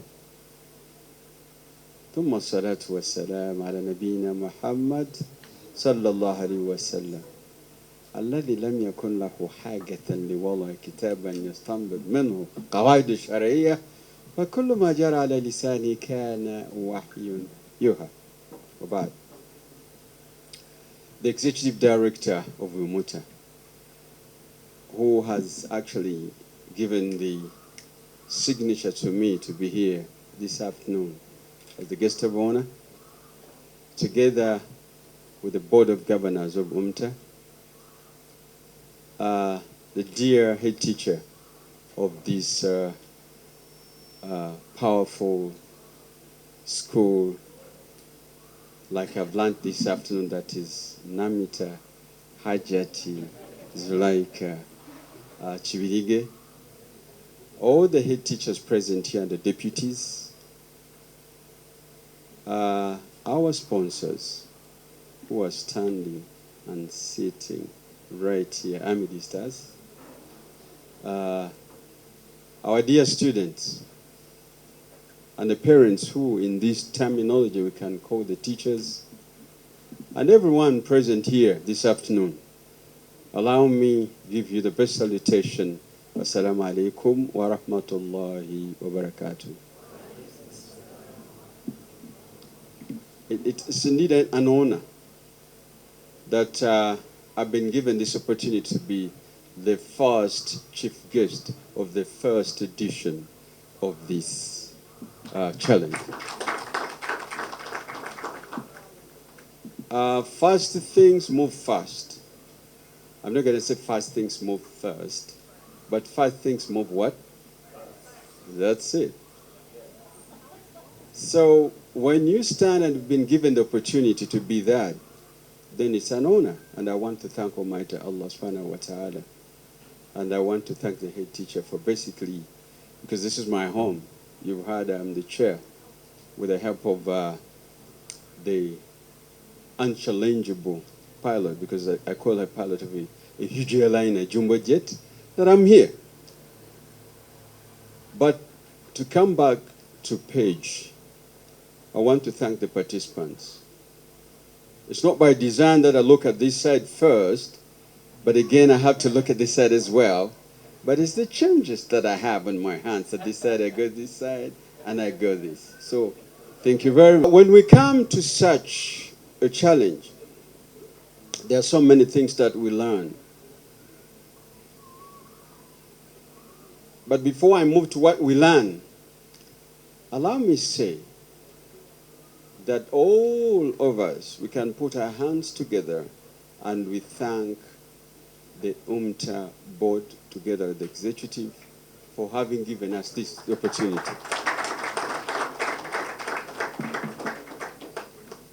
Tutasema asante sana. Ongeza tena. Tuambia tu. Ishikia hao nini flowers. Asante. So, why am I saying this? The exposure that you're bringing us to, we as the learners, is key in our life. What you are going through today is exposing you to the biggest opportunity that you have never known. The teachers are struggling, and they sit with you to impact in you these skills. But you are the beneficiaries, and finally, you're going to benefit. What our interest is, to have a character that is almost all round, that stands to represent our community, Al-Islam. It's been a while, and I think I want to thank you again and again and again and again. Because we like characters that are admirable. A character that will stand and represent everybody with confidence. And it's confidence that drives points into the community, into the government, into an institution, into a family. But I want to thank you so much that you're developing confidence, which is key and one driver of success. Thank you very much. To the learners here, some of the things that you learn may actually be with you, but they're not organized. But when they get organized and you learn that you have that, then you'll excel. I'll just give you an example. Because this is organized by UMTA, Uganda Muslim Teachers Association. One of the things that is said about Prophet Muhammad sallallahu alaihi wasallam, he came with a miracle, and the miracle was the Holy Quran. And you know why? The issue is because he finally came up with a constitution that is organized. But he's not the founder of Islam. No, Islam was there before him. But what was lacking was the constitution, something organized. You could refer to and say, yes, this handles, this handles this. Yes, that is supposed to solve this. Yes, this is what this is supposed to be. So now as you're getting organized, you are learning that, yes, this art I have, I didn't know that I had this art, but the teachers are coming board to let you know that you have this. I had the honor to listen to you when you were debating. It's it's an interesting phenomenon that I listened to, because I had all of you expressing yourselves. One thing maybe you can additionally add into that is one, that when you stand before people, that logic and the flow is key, so that you can capture the attention of those listening to you. These are some of the things you're supposed to learn. That when you come here, your body itself talks. You understand what I mean? Your tongue pushes out that sense. Every organ that you have sends out a what? A message. So these are some of the things you have to add, so that you can become confident, and we have the Muslims that can go and stand somewhere, wherever you are, and you're great guys that can push ideas that can work for the country and beyond. You see what I mean? So, additionally, confidence is with you, and it's a key driver in your lives and in us. Because if you had not been mentored before, then you would not be able to stand here before you. But this excites me, because it's part of me and part of my life. So I want to appeal to you, the learners, that one of the things that you should be having, and you learn out of this, is confidence and trust. Because you'll be able to stand before the people and explain a point. When the MC was talking here, he mentioned something about, well, I didn't do sciences, but what I did is, where I can say the artery does this or the other, that he did. But I think there's something in our community running now. There's arts and sciences. But out of this, you get a solution. I want to tell you something. To capture the emotions of people, I want to tell you a small story. I've risen to heights, and I thank my God. But one of that is because I've been through this, what our teachers have organized, UMTA. And when I look around, I got many products of mine. The chair right here who's been standing here is my product at the University of Makerere. What more is he going to say? The MC? What am I going to talk about? Many of you right here. But what do I mean? I've been at the helm of that institution, Makerere University. And when you talk about Makerere University, you know what I mean. I headed what we call Makerere University Academic Staff Association.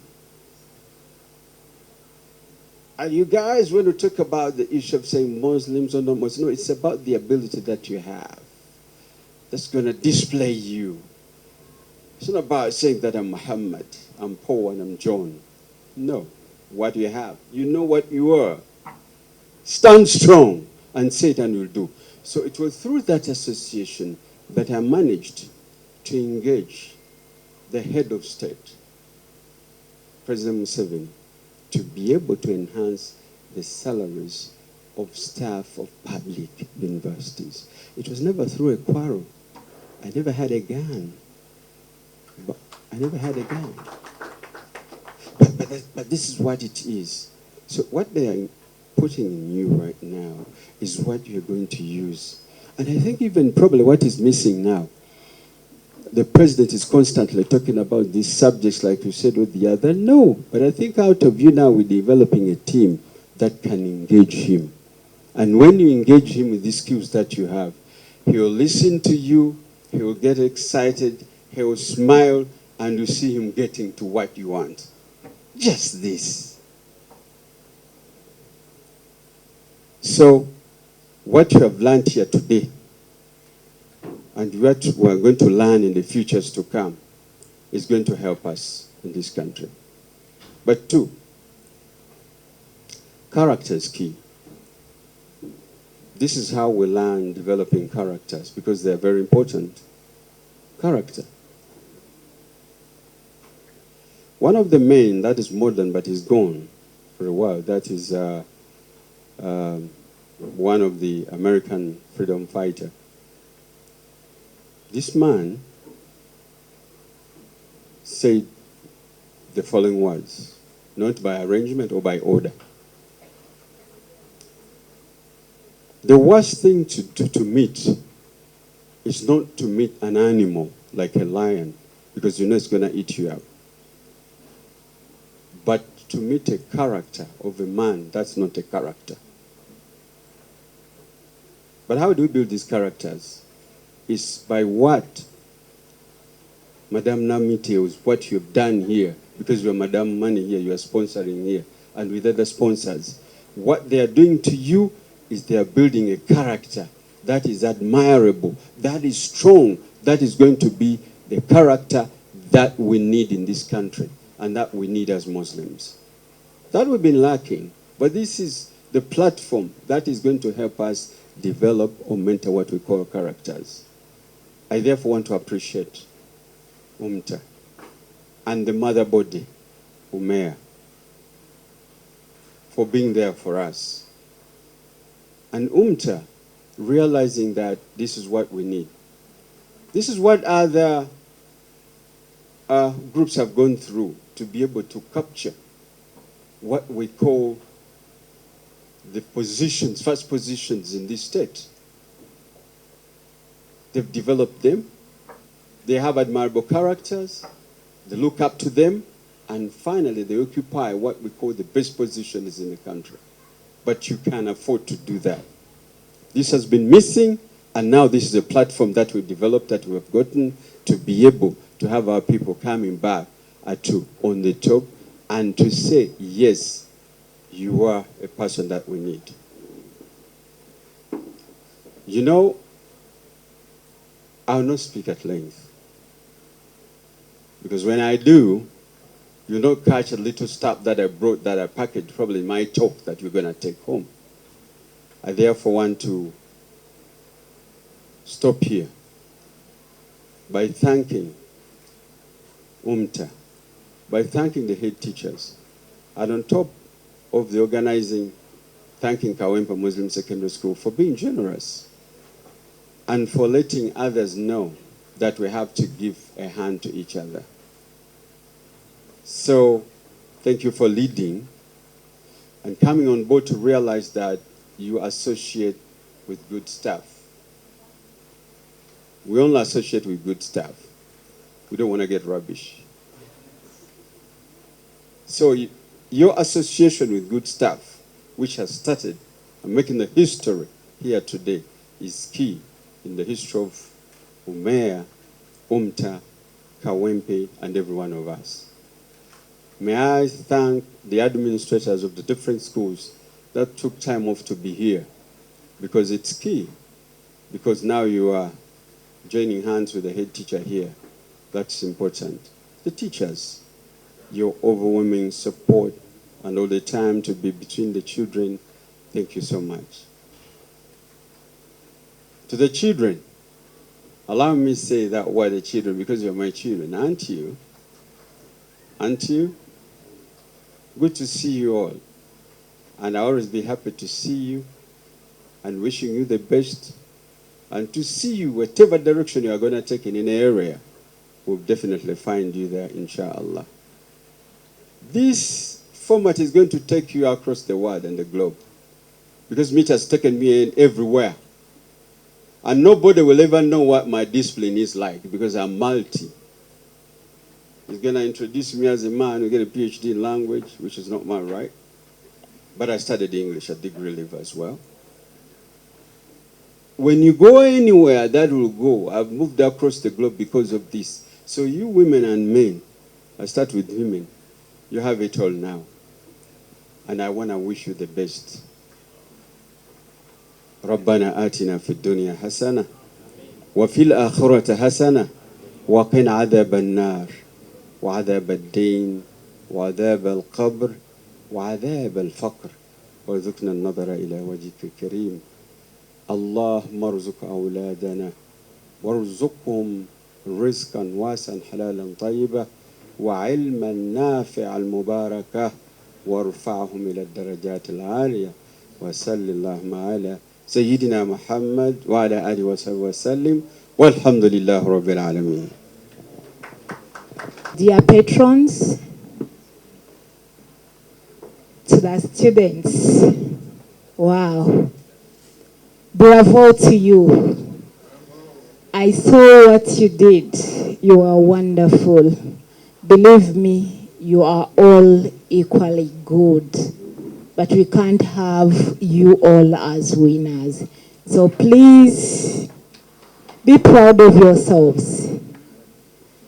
I'm Zawede Amina, Accountant, Uganda Muslim Teachers Association, standing in for the Executive Director who has lost a brother.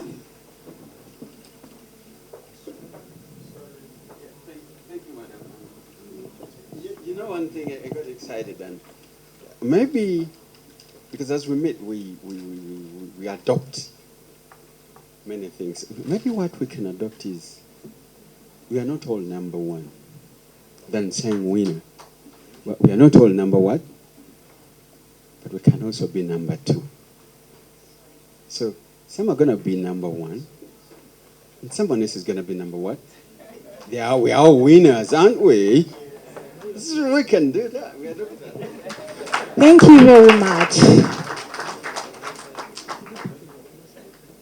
As you've heard from our senior, our father, and a person who's so dear to education, Professor, I'm just completing my research in masters, but I'm heading to where you are. Thank you very much. We are speechless because, you know, in preparation there are hustles, ups and downs here and there.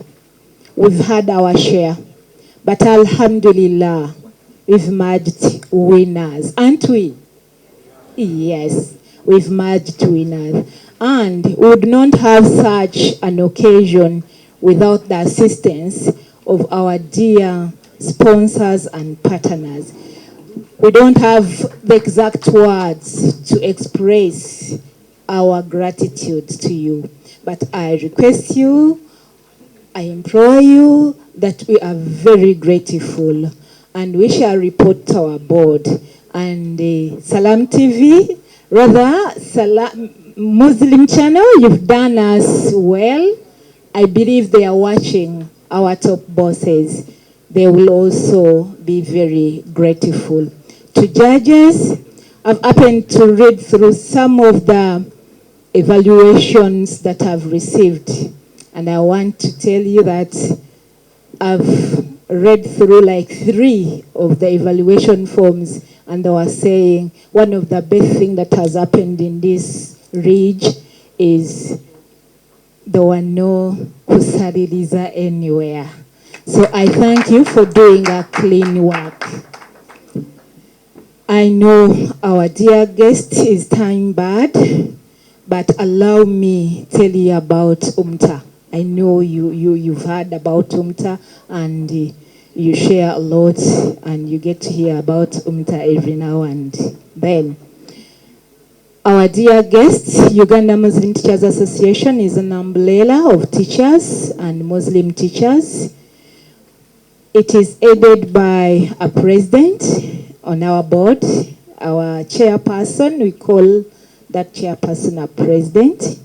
And this president is none other than Haj Mukasa Mpungu Musa, former editor Masaka SS. And on the board is working with Ajat Zulaika, as she mentioned. She's my boss when it comes to that side. And in absentia, I would also like to introduce to you Haji Selgo Muhammad, is also a board member to our board, and many others who are not around. I will not mention them just because of time. They are doing a wonderful job.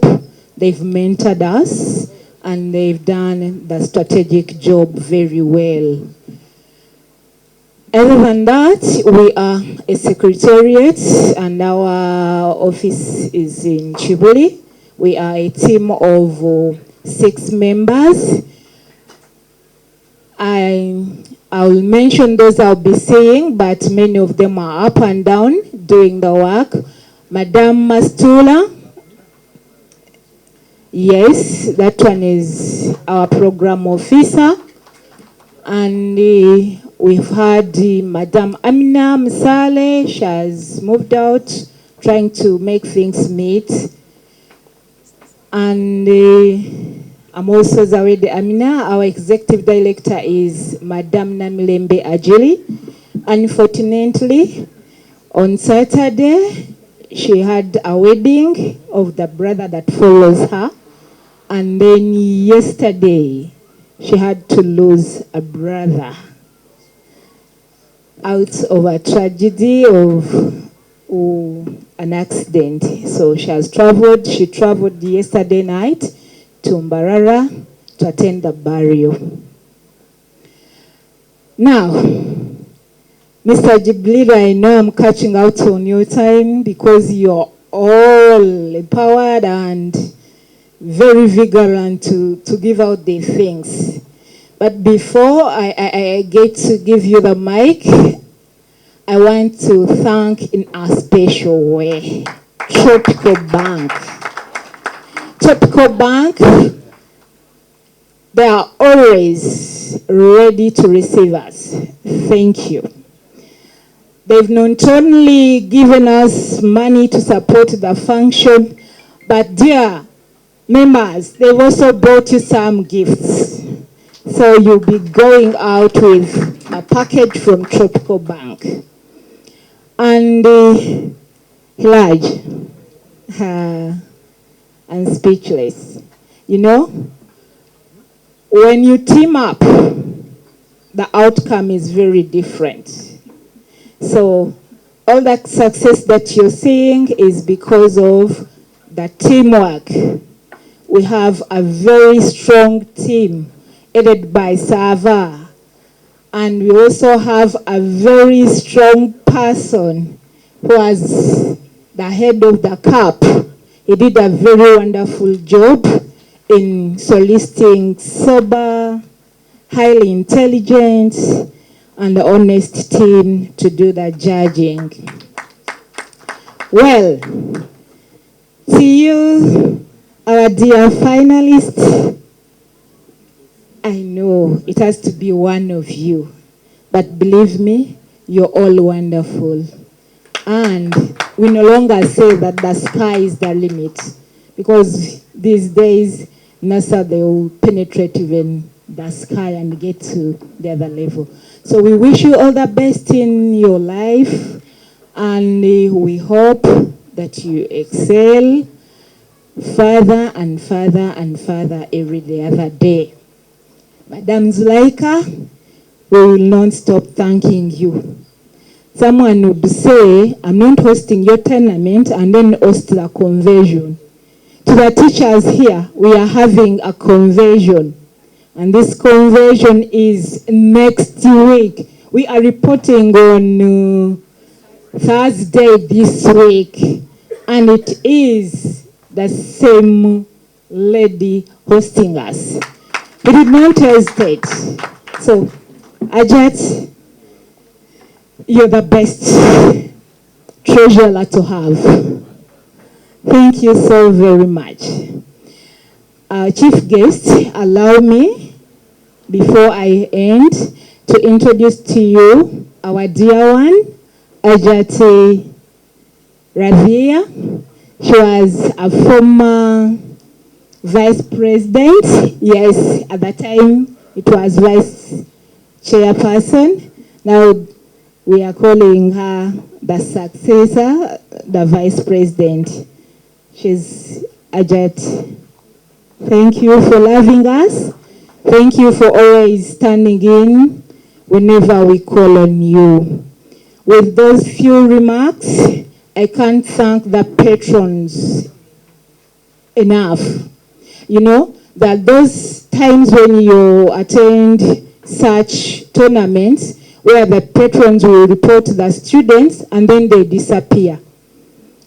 Madam and chief guests, I want to inform you, our patrons have been with us from the time they brought their kids and to the time they are going back.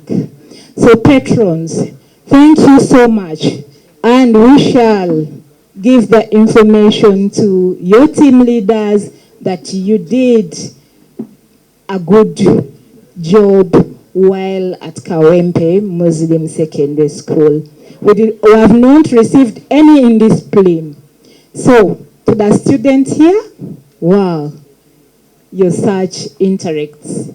We didn't have any call for disciplinary actions. They were all at the time when they are needed, they will be there. So thank you very much. And at this moment, I would like to invite the head of CAP to tell us what we are waiting for, who is who, and who takes what. Thank you very much.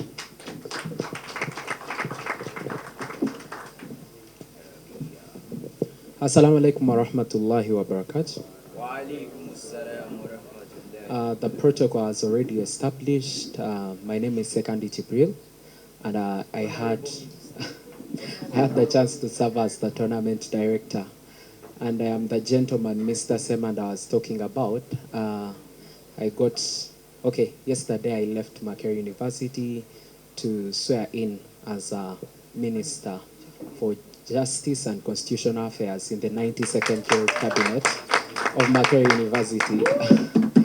And I'd be lying if I said that my capacity to speak was not one of the factors that really gave the guild president and other decision takers a reason to consider me. In our first sitting, I really challenged someone on aspects related to the law, and my capacity to, of course, speak gave me a chance, and I was able, of course, to have better chances over my opponents. Alhamdulillah. So what we are going to do, firstly, I have to thank all those that have been part of this tournament since day one. It's been a long journey that we prayed about, worked towards having, and sometimes we were scared and saying, will it work out? Convincing people, pitching ideas here and there was not as easy, but alhamdulillah, Allah made it happen. Please clap. So, there are many things to win. I know many people are already saying who is taking what, but before I leave here, at least everyone who participated will have carried something home. Clap. And of course, that goes to us thanking our very, very able sponsors or partners. Tropical Bank, we thank you so much. When we went to pitch the idea to them, it was not as easy, but they welcomed us and understood the relevancy of this. And I'm really, really glad that every time UMTA comes to you, you always open the doors. Not everyone does that. Then, Iraj Foundation, I think I've worked with you before in a tournament. At least we have met before, and I also want to thank you for always being there. Whenever it has anything that is to build the Ummah, at least you will be there. Then Newman's, haven't tasted the snacks, but I know you brought enough, so I'll also take after after this. Okay, could you please clap for our sponsors? I won't break everyone, each one in their capacity, but they did a lot. Very stressing work, by the way, to have it succeed this way. My able judges, please stand up again. When you have a debate or a competition of this sort and your judges are not good, chances are patrons will never come back or even beat you if you find those that are very tough. But I want to thank you for executing the work perfectly. Okay, so now we are going to awarding. So in the awards, we have many things. Each participant has to take something home. We had 4 genres, but what we are going to first do, I'm going to invite a representative from Newman's to help us award certificates to all schools. So I will call a school and the patron and your team, please, you'll come through, receive certificates and a photo moment so that we thank you for being part and being able to honor our invitation when we came through. The first school is Chigumba Secondary School. The representative from Newman's, please. And specifically about this specific school, they also have to take home a specific gift from Tropical Bank. When we called in institutions, they came from far, but by 9, they were here. So we are going to also give the patron that package from Tropical Bank for being able to come here. By 9, they were here.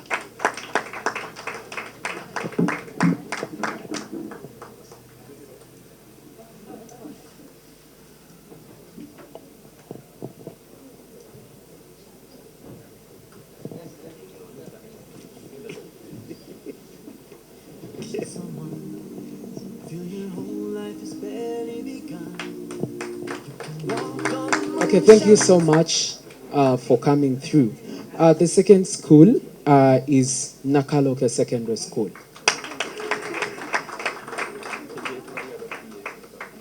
Please come through if possible. Let's try to be a little faster because we have some good lunch that we have to take. As Nakaloke gets here, let's also there's no doubt Allah knows. Allah knows. And whatever is in the heavens of the earth, Allah knows. Allah knows. Okay. For the sake of the art and all of you looking uniform, students, if you have a sweater on, a jumper, a jacket, please take it off so that we all look nice in the photos. The other school that will receive this next is Chivuli Secondary School. I want to thank them and especially Mr. Aliku because he was also part of the committee that was doing the work that you see here. We thank you so much. Please be fast. And as Chivuli gets here, let's also have the representatives of the school, Chivibss from Butambala, as you also get ready to receive this. Students from Chivuli, please.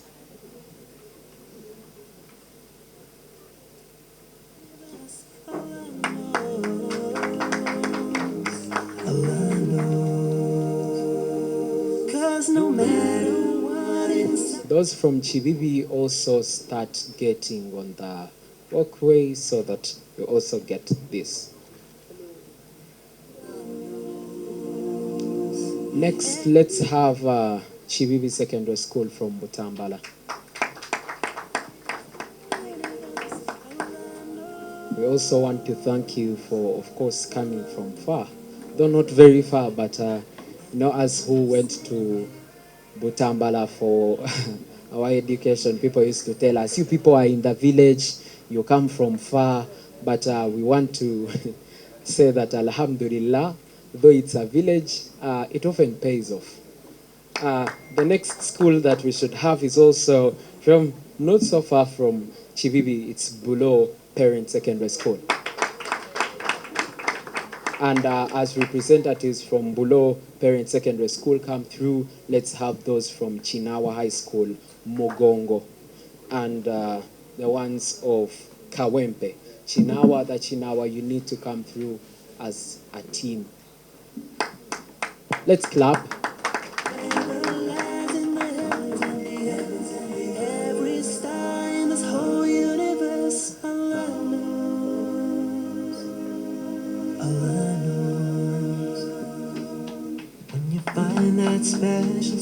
Thank you so much. Let's have Chinawa High School, Mugongo campus, and also Kawempe campus. Okay, I've been advised that let's just choose to handle them differently. Let's have Mugongo first, and then Kawempe, you can also be in the walkway.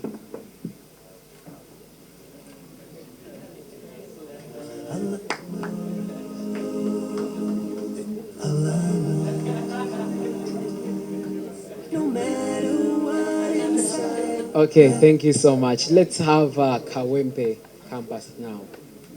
Chinawa High School, Kawempe.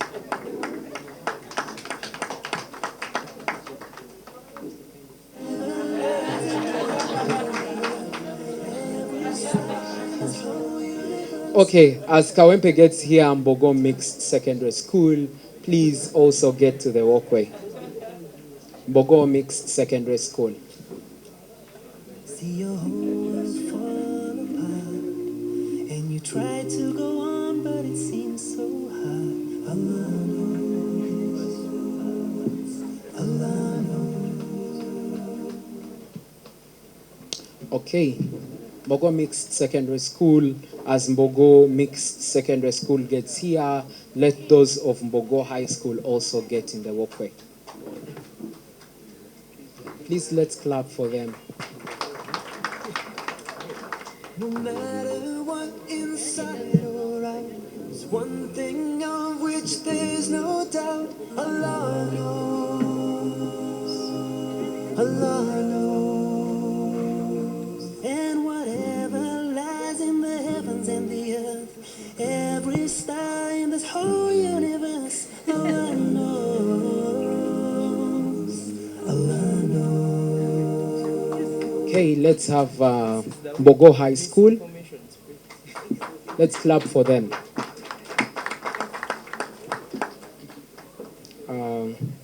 As they get the photo, Sumaya Girls Secondary School, please also get to the walkway. Sumaya Girls Secondary School. Sanji. Thank you so much. Sumaya Girls.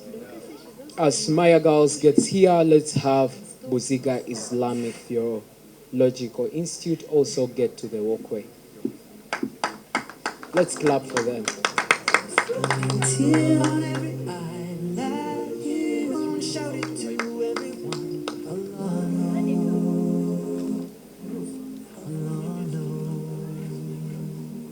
When you gaze with love in your eyes, catch a glimpse of paradise, and you see your child take the first good flight. Okay, let's have Buziga Islamic.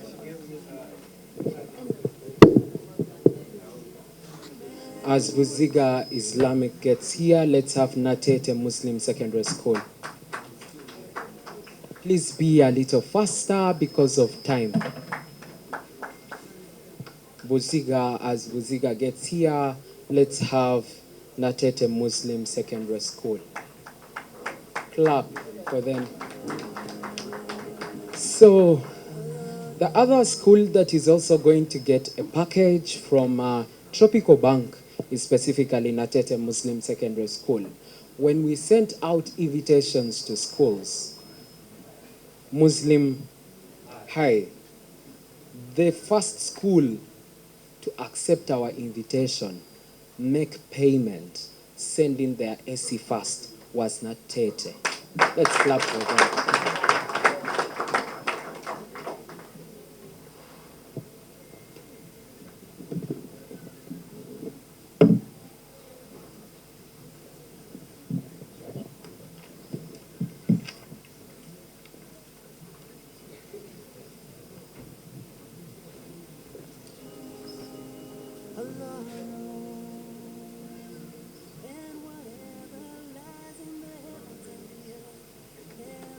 Okay, so the other school we are going to have right now is Namagawi Secondary School.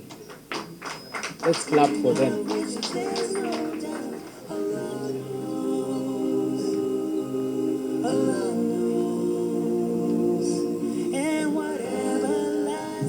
Thank you so much for making it through Namagawi Secondary School. As Namagawi gets here, let's have another school from Butambala, Gombe Secondary School. Gombe Secondary School after Namagawi. Let's clap for them. Through the valleys and hills we go. The ups and the downs, never fret, never frown. Allah.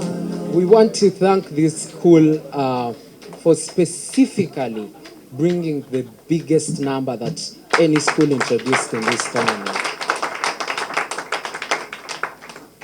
We want to thank them that they considered, even to the extent of bringing students that were here to just learn and win it next year, inshallah.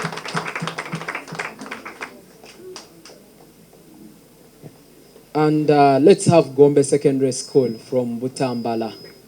And of course, some people will say, oh, maybe he's biased or what. But of course, I had a chance to represent Gombe Secondary School during my time when I was a student there. So I'm a very proud Gombenian. You know, people used to tell us, hey, you people are from the village. Your school motto is in Uganda.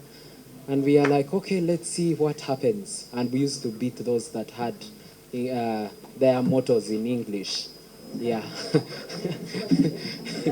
Let's clap for them. Then let's have Luvugumu Jamia High School also coming through.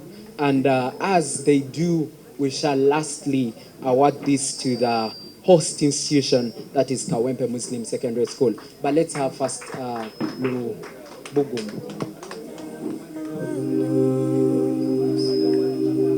Allah knows, and whatever lies in the heavens and the heavens, every star in this whole universe, Allah knows, Allah knows. When you find that special someone, feel your whole life has barely begun. You can walk on the moon, shout it to everyone, Allah knows. Allah knows. When you gaze with love in your eyes. Okay, let's have the host institution clap for them. So.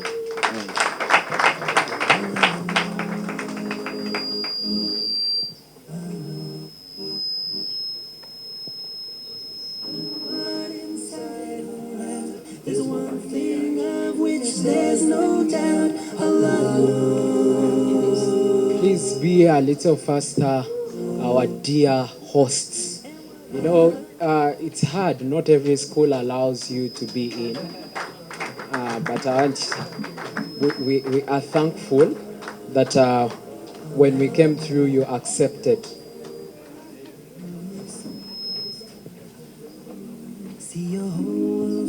And of course, not only are they hosts, but they are also performers.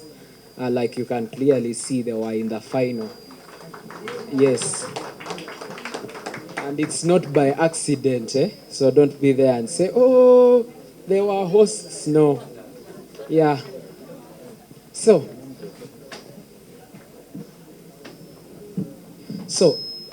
thank you so much, Newmans, for being able to help us with this.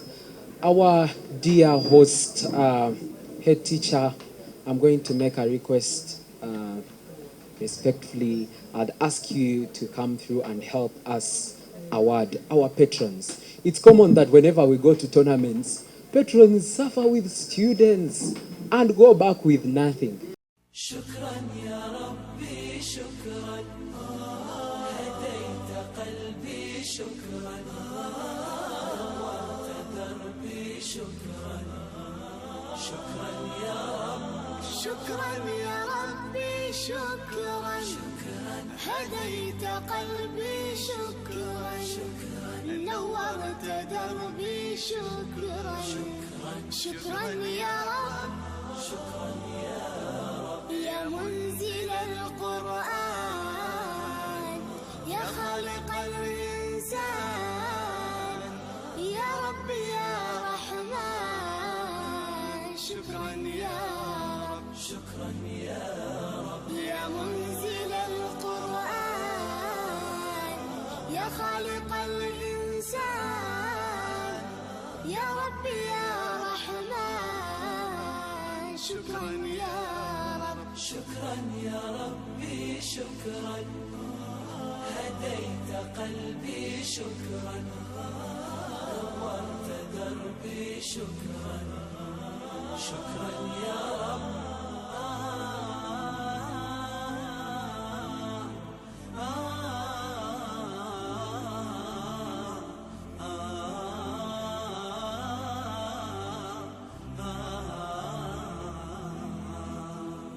شكرا يا ربي شكرا هديت قلبي شكرا نورت دربي شكرا شكرا يا رب أنا بصلاتي أسلم شكرا وبالسعادة أنعم شكرا أفخر بأني مسلم شكرا يا رب شكرا يا رب يا خالق الأكوان يا رب يا رحمن أكرمني بالغفران شكرا يا رب شكرا يا رب يا خالق الأكوان يا رب يا رحمن أكرمني بالغفران شكرا يا رب شكرا يا ربي شكرا هديت قلبي شكرا نورت دربي شكرا شكرا يا رب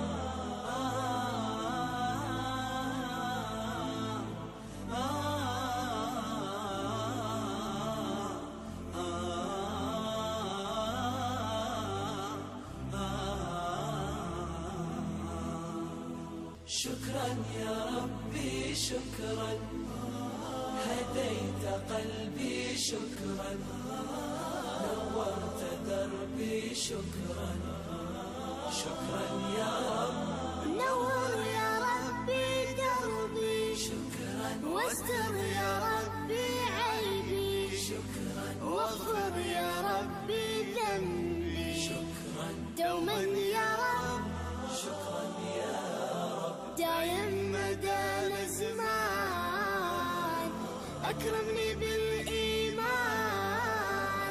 واغفر لي يا منان دوما يا رب شكرا يا رب دايم مدى الزمان أكرمني بالإيمان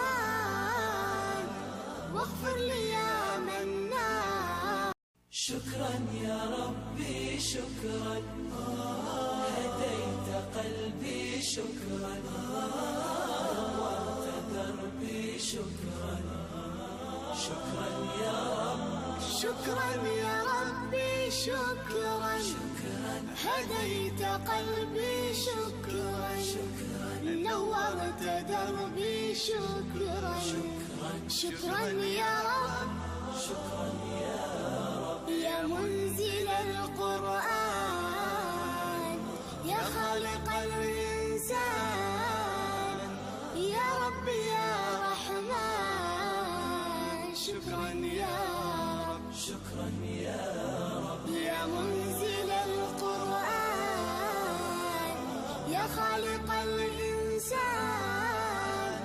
يا رب يا رحمن شكرا يا رب شكرا يا ربي شكرا هديت قلبي شكرا نورت دربي شكرا شكرا يا رب شكرا يا ربي شكرا هديت قلبي شكرا نورت دربي شكرا شكرا يا رب شكرا يا ربي شكرا هديت قلبي شكرا نورت دربي شكرا شكرا يا رب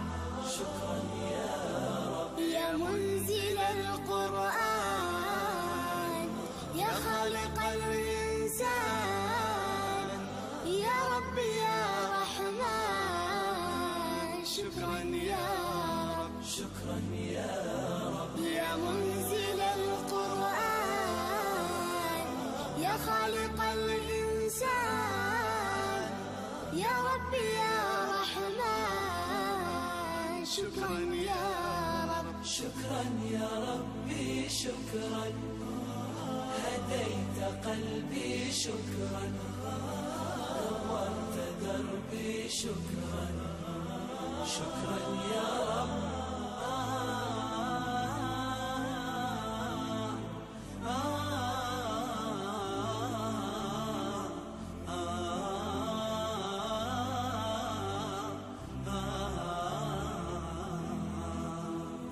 شكرا يا ربي شكرا هديت قلبي شكرا نورت دربي شكرا شكرا يا رب أنا بصلاتي أسلم شكرا وبالسعادة أنعم شكرا أفخر بأني مسلم شكرا يا رب شكرا يا رب يا خالق الأكوان يا رب يا رحمن أكرمني بالغفران شكرا يا رب شكرا يا رب يا خالق الأكوان يا رب يا رحمن أكرمني بالغفران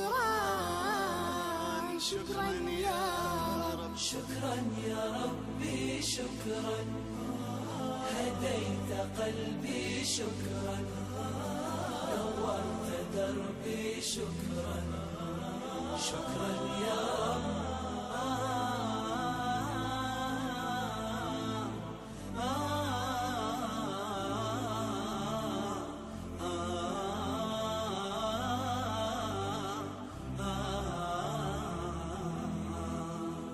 شكرا يا ربي شكرا هديت قلبي شكرا نورت دربي شكرا شكرا يا رب نور يا ربي دربي شكرا واستر يا ربي عيبي شكرا واغفر يا ربي ذنبي شكرا دوما يا رب شكرا يا رب دايم مدى الازمان اكرمني بالايمان واغفر لي يا منان دوما يا رب شكرا يا رب دايم مدى الازمان